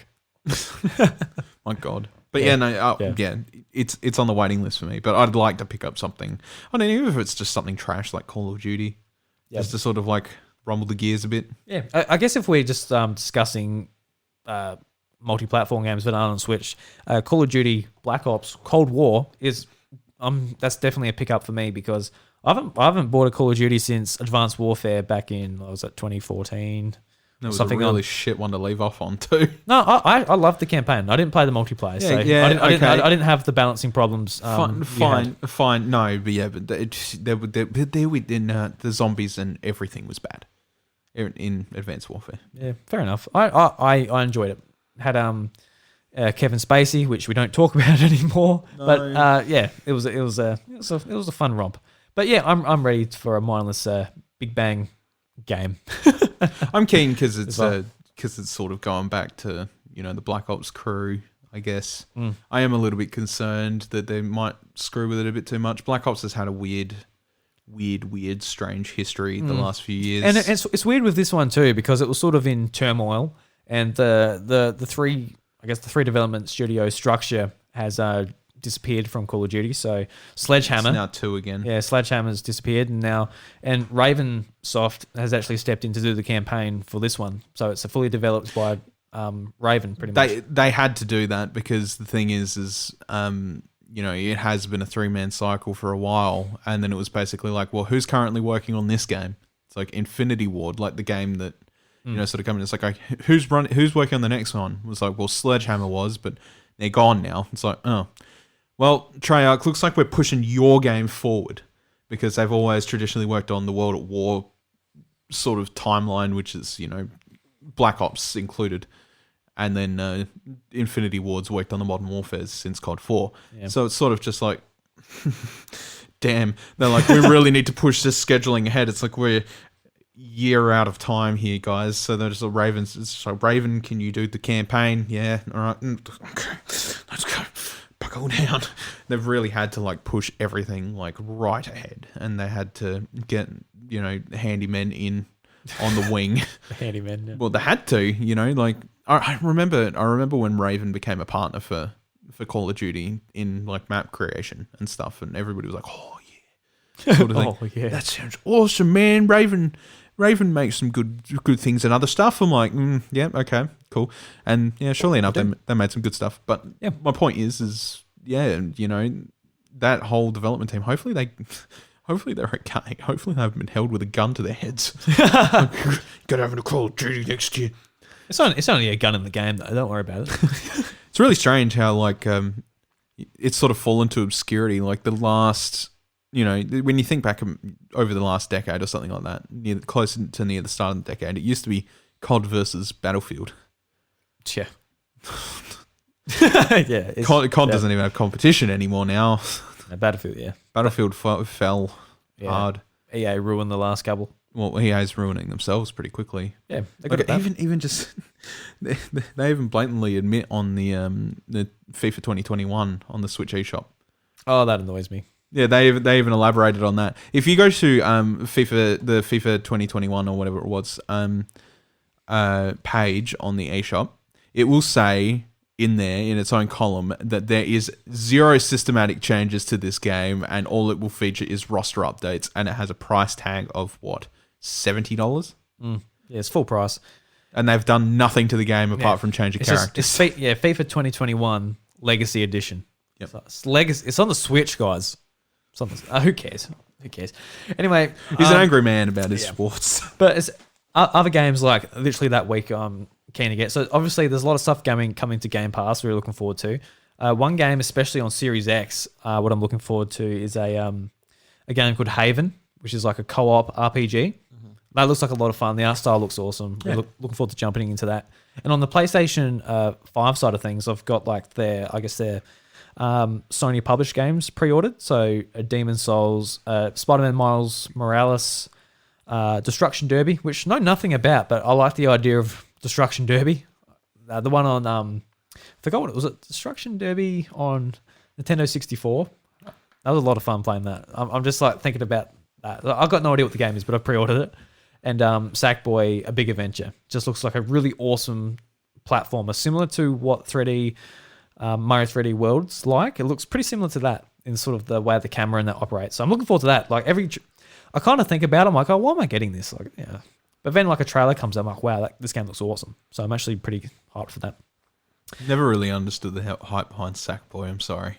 Yeah, no, I really like the character, and like Little Big Planet games, it's all about like creation and stuff. And if you're not into that, you won't enjoy it. But this one's like just a platformer. I mean, I do get that, and I think the creation aspect. I can understand why people sort of got into that in that prospect. But Sackboy as a character and like having a whole game central to him, I don't know, is something. He's so cute. He's so cute. It's like Yoshi's Crafted World and Yoshi's Woolly World. It's just little knitted characters. They're all so cute. You're platforming. Everything's so in the background, so intricately just created. It's really nice. Yeah, maybe. Yeah. And like the big problem with Little Big Planet is just like it's a platformer where the platforming sucks. But now like Sumo Digital, they've actually like gone and like made it like this is what they've said in their dev diary, whether this is true, but they've made like a good feeling platformer. So hopefully that stands true, and it's actually like a good platformer, and it's just with those characters a lot of PlayStation fans love. So anyway, back to Nintendo anyway. So we'll jump back into December. Really nothing what I care about in December. So Fitness Boxing 2, awesome. December 4th, can't get it out of my mouth. Puro Puro Tetris 2, which I'm a big fan of the first one, but I don't need any more for what I assume is full price. And this one's actually pretty cool. So the collection of Saga Final Fantasy Legend. So it comes with the Game Boy Final Fantasy games. So pretty cool.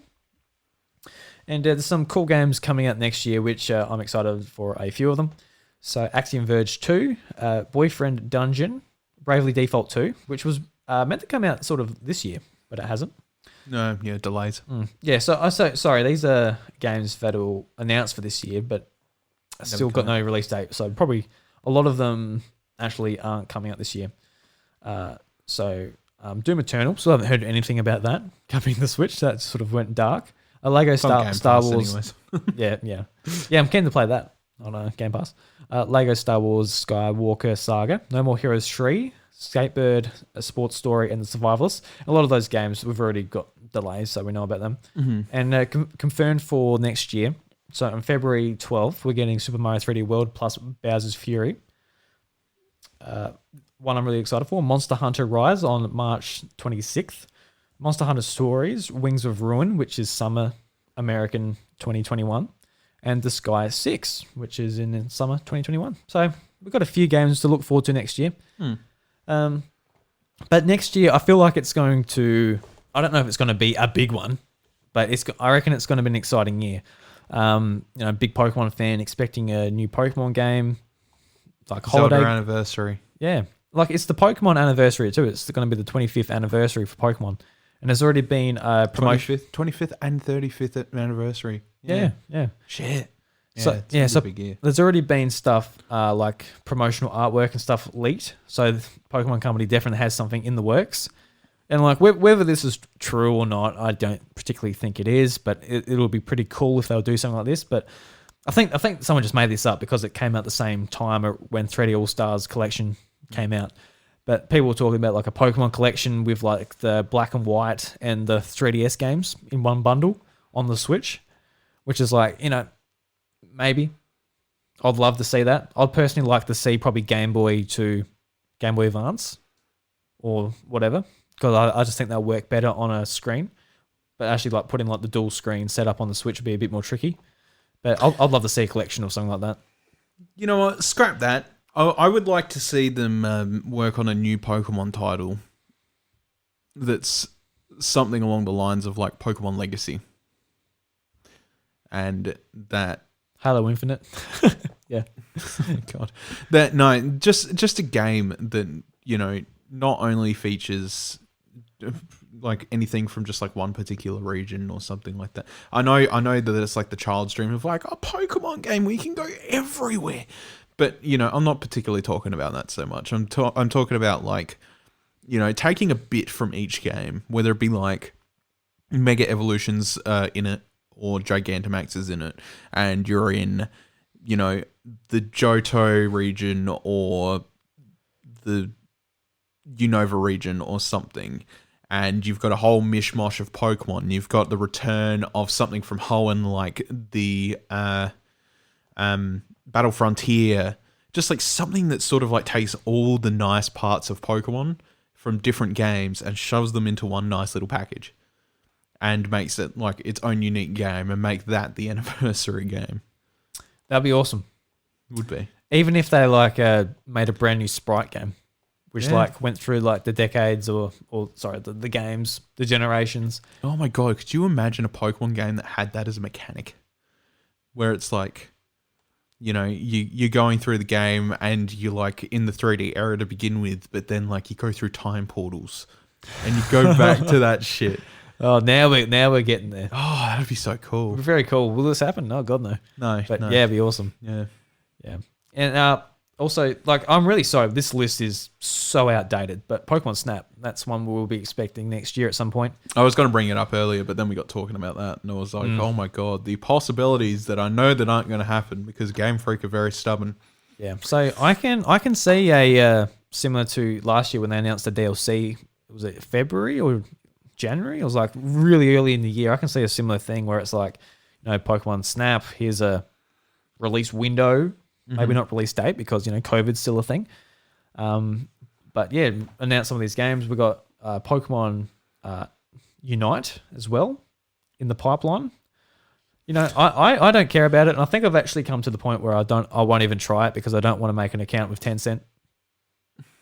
Because I don't play League of Legends and all this type of stuff, so I don't have affiliation with them. I think you do have an account for League of Legends. Oh, I do too. Yeah. Yeah. Too Fuck. bad. You would Tencent already. Yeah, too. I haven't given them any money, at least. Yeah. No, I've already lost. Yeah, all right. Yeah. I've already lost. They've won. Tencent's going to take over the world whether you like it or not anyway. Yeah, well, they've got their fingers in many things, including Pies. Spotify. So, Yep. Yeah. Pop bomb. Yeah. So, lots of things to look forward to next year. And I guess we'll be talking about that at nauseum as well. Oh, for sure. I think just like the thought of a Zelda anniversary and a Pokemon anniversary happening at the same time is just bingo bongo amazing. Oh, like the amount of stuff that we could expect from next year. Like I don't know whether Nintendo are going to be as like detailed as they were with the Mario anniversary because I feel like obviously Mr. Jumpman sort of has their, you know, He's important. He's pretty important, but like, you know, I it's not that like I need Mario like a Zelda kart live circuit or, you know, like a Game and Watch. Are you Legend sure of though? Zelda. Are you sure you don't need that? Very certain. You know. Oh, okay. My point being is that just like a whole bunch of Zelda news. I would love to see And a Zelda home circuit, but he's on like the Epona bike from Mario Kart 8. He just doesn't balance. actually, no. The closest thing that they'd probably do to it is probably like they'll call it like Zelda like Portal into the Other Dimension or something. Oh, sure. And like it'll just have like this little robotic Link that you control around and it like walks around and stuff, and then you can kill monsters by slashing your sword. Cool, man. You know, Sounds good. You'll buy that, but you won't buy. No. I'm saying that's what they would probably do if they were to do something like that, and they'd have like something like that going on. Zelda's not quite as good a fit, is it? Well, it doesn't. Is Mario Kart really a good fit? I think it is. I think it's an excellent fit. I think it's a terrible idea. I think it's awesome. I think it's a terrible idea, not so much for the fact that, you know, you've got a remote control car. I think that thing's cool, and I think that's all nice and everything. But I just think like the logistics of it, which is what's going to show in time when you pull yours out of the box, you know, whether that's actually going to be good enough to sort of run around the house, or if it's only going to be in a lounge room that's not big enough to make a track. Well, we will find out soon. But yeah, regardless, you know, Pokemon's obviously huge and it's going to get plenty of its own anniversary stuff, which is, you know, good. But you know, with Zelda as well, there's a lot to be wanted there, whether it be, you know, a look back on old stuff or whatever. Yeah, it's going to be big. It'll be a big year for those. I think the final thing we'll do. Well, we can talk a lot about next year, but one of the big things we've been talking about a lot is also a new revision of the Switch. Yeah. Do you think we'll get that next year? Hard to say. Probably. Only because there's already been enough talk about it for some time. Most of it's rumors. But you know, it is very clear that they're on the move for something. If they're telling developers that they need to prepare for 4K support, it obviously means they've got something on the run. Whether that means it's now or it's not going to happen until 2022, who knows? But, you know, either way, you know, I'll have my wallet at the ready to go. Get this thing. The problem is hopefully it doesn't end up the same way that these consoles did and then end up in pre-order hell. As we know, the Switch had incredible amount of buyouts near the start of the year, to the point where they couldn't keep up in production because of coronavirus and everything. And I feel like, you know, next year's going to be a bit of a risky move unless they sort of, you know, really manage the coronavirus stuff well before then, and then they look to making into something about it. But if it does happen next year, then good-o, but I'm not 100% confident, probably 2022.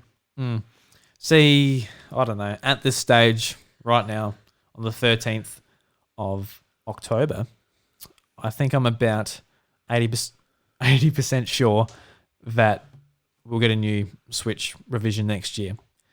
Don't know. Just it seems like, you know, the 4-year mark seems like a good time to sort of refresh the hardware and don't know, so they can developers and that can get a bit more out of it. This year's changed a lot though, and like that's that's the problem with like a lot of things that have come out of gaming this year is it's hindered so much. Yeah. And I think the biggest thing we haven't brought up yet, but the Switch is still killing it, still selling. It doesn't need a bump, right? No, it doesn't. But you know, at the same time, like just look at what's happened with these consoles. They both sold out within, you know, average of 15 minutes. You know, at the time the pre-orders went up, they went so fast, they went so quick, you know, and there's not much that anybody could do about that. They just sold like hotcakes. So the problem is, I think, is that there are still a lot of people panic buying and a lot of people doing tech buyouts and reselling.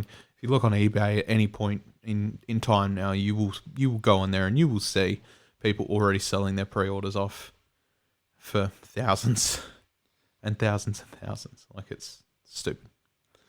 Yeah, I guess you know, you can make the argument that they are, you know, new generation coming in, so people are very excited. Whereas, you know, a refreshed Switch model, a lot of people have a Switch, they'll be like, you know, I'm fine with this.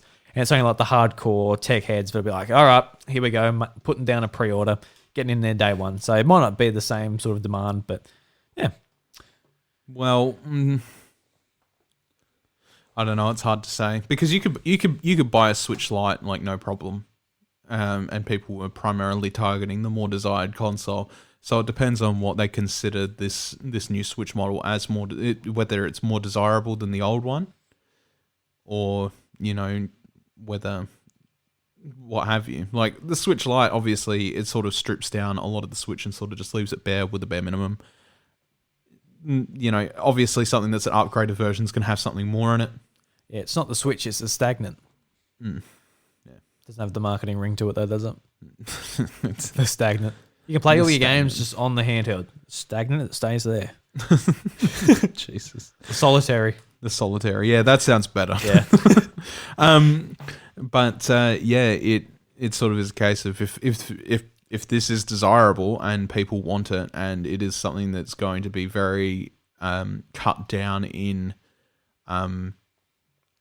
development and production, thanks to COVID, which the consoles this year have, and that is why everybody jumped on them.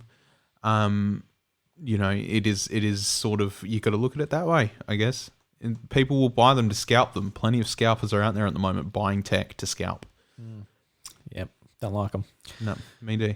All right, Bryce, I'll be honest, I'm falling asleep. It's getting late. Yeah. That's the episode here. Yeah, we keep talking. Yeah, no, it was we had a great conversation. I enjoyed it. Yeah, good. I enjoyed it. I hope everyone out there enjoyed it as well.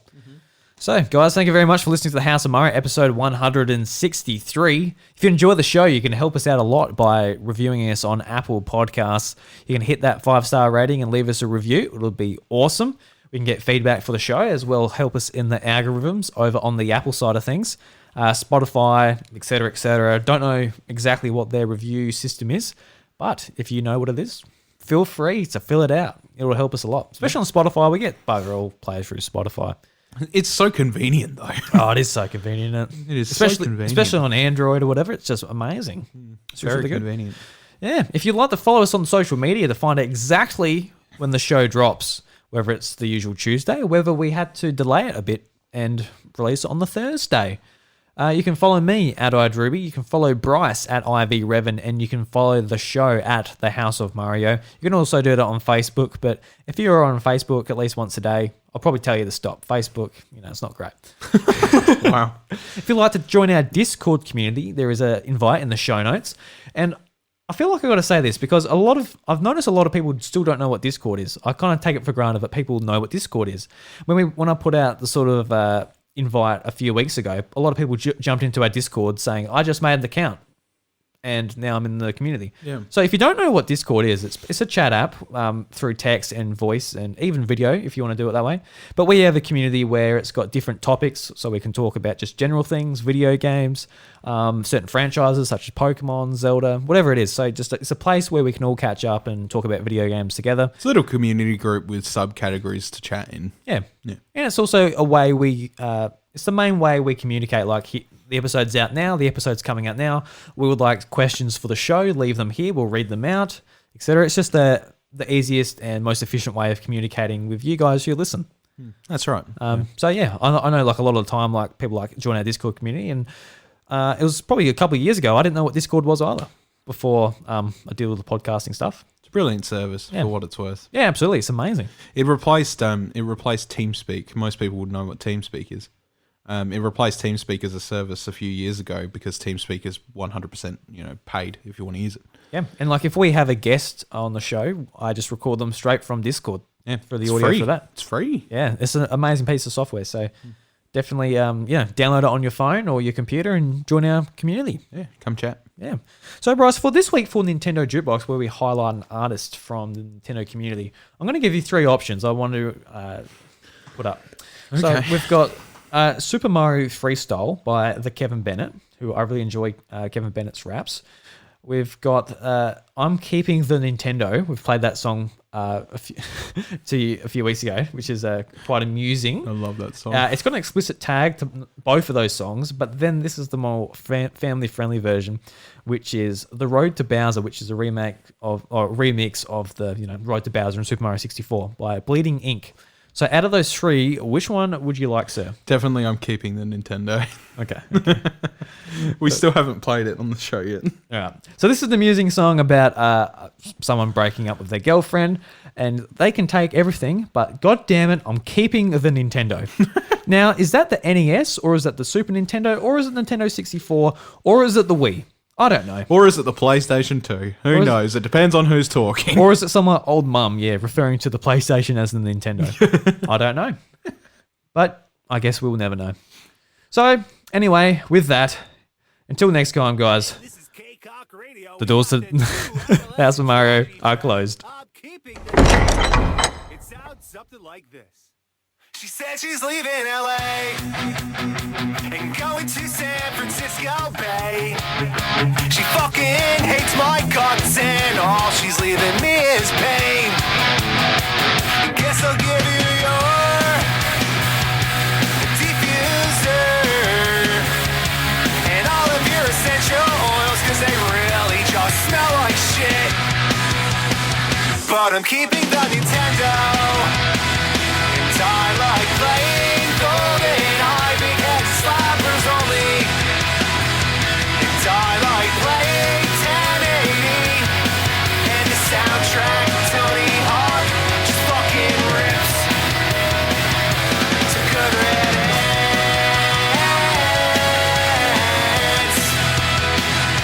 Good riddance.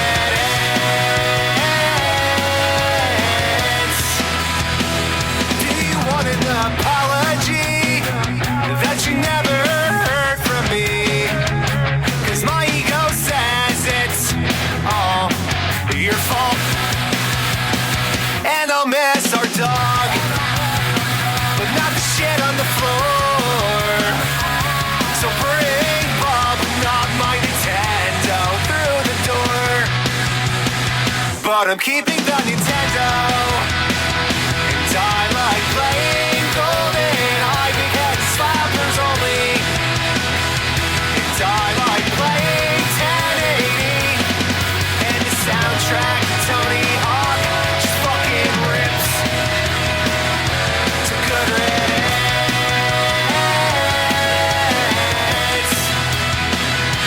Good riddance.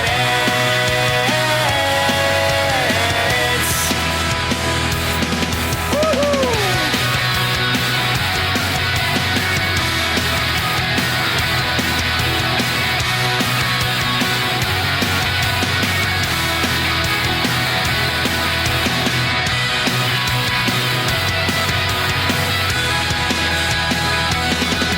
And the Legend of Zelda was a hit. And Falco from Star Fox was a fucking shit. So I'm keeping the Nintendo. And I like playing Golden Eye because slappers only. And I like playing 1080. And the soundtrack to Tony Hawk just fucking rips. So good riddance.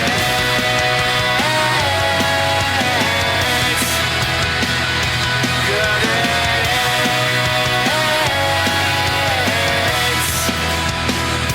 So good riddance.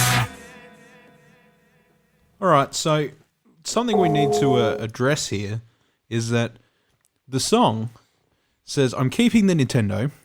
The games he is talking about are Nintendo 64 classics like Tony Hawk, or, you know, whatever else you want to put on there. Talk about The Legend of Zelda. But the album art, there is a giant DS on the table. And I'm not talking just like a handheld, like you think, oh, it's a DS XL. No, it's like the size of a fridge. What the hell, guys? What the hell? Maybe he's playing Tony Hawk on his DS. You know, he could be, but there was something else as well. 1080. So 1080 snowboarding. No, he wasn't playing that on his DS. No, he wasn't. He was playing that on a 64. So which is it, guys? What's the band name? I want to call them out. Yeah, so an adolescent tragedy. An adolescent tragedy. Guys, you can't play 1080 snowboard on a giant DS, for one. All right? You can get your shit together. Did you used to call Nintendo 64 just the Nintendo? No. Yeah, so there's a few things with this song. We could do an in-depth review, but we'll save that for another millennium, I think. Beautiful.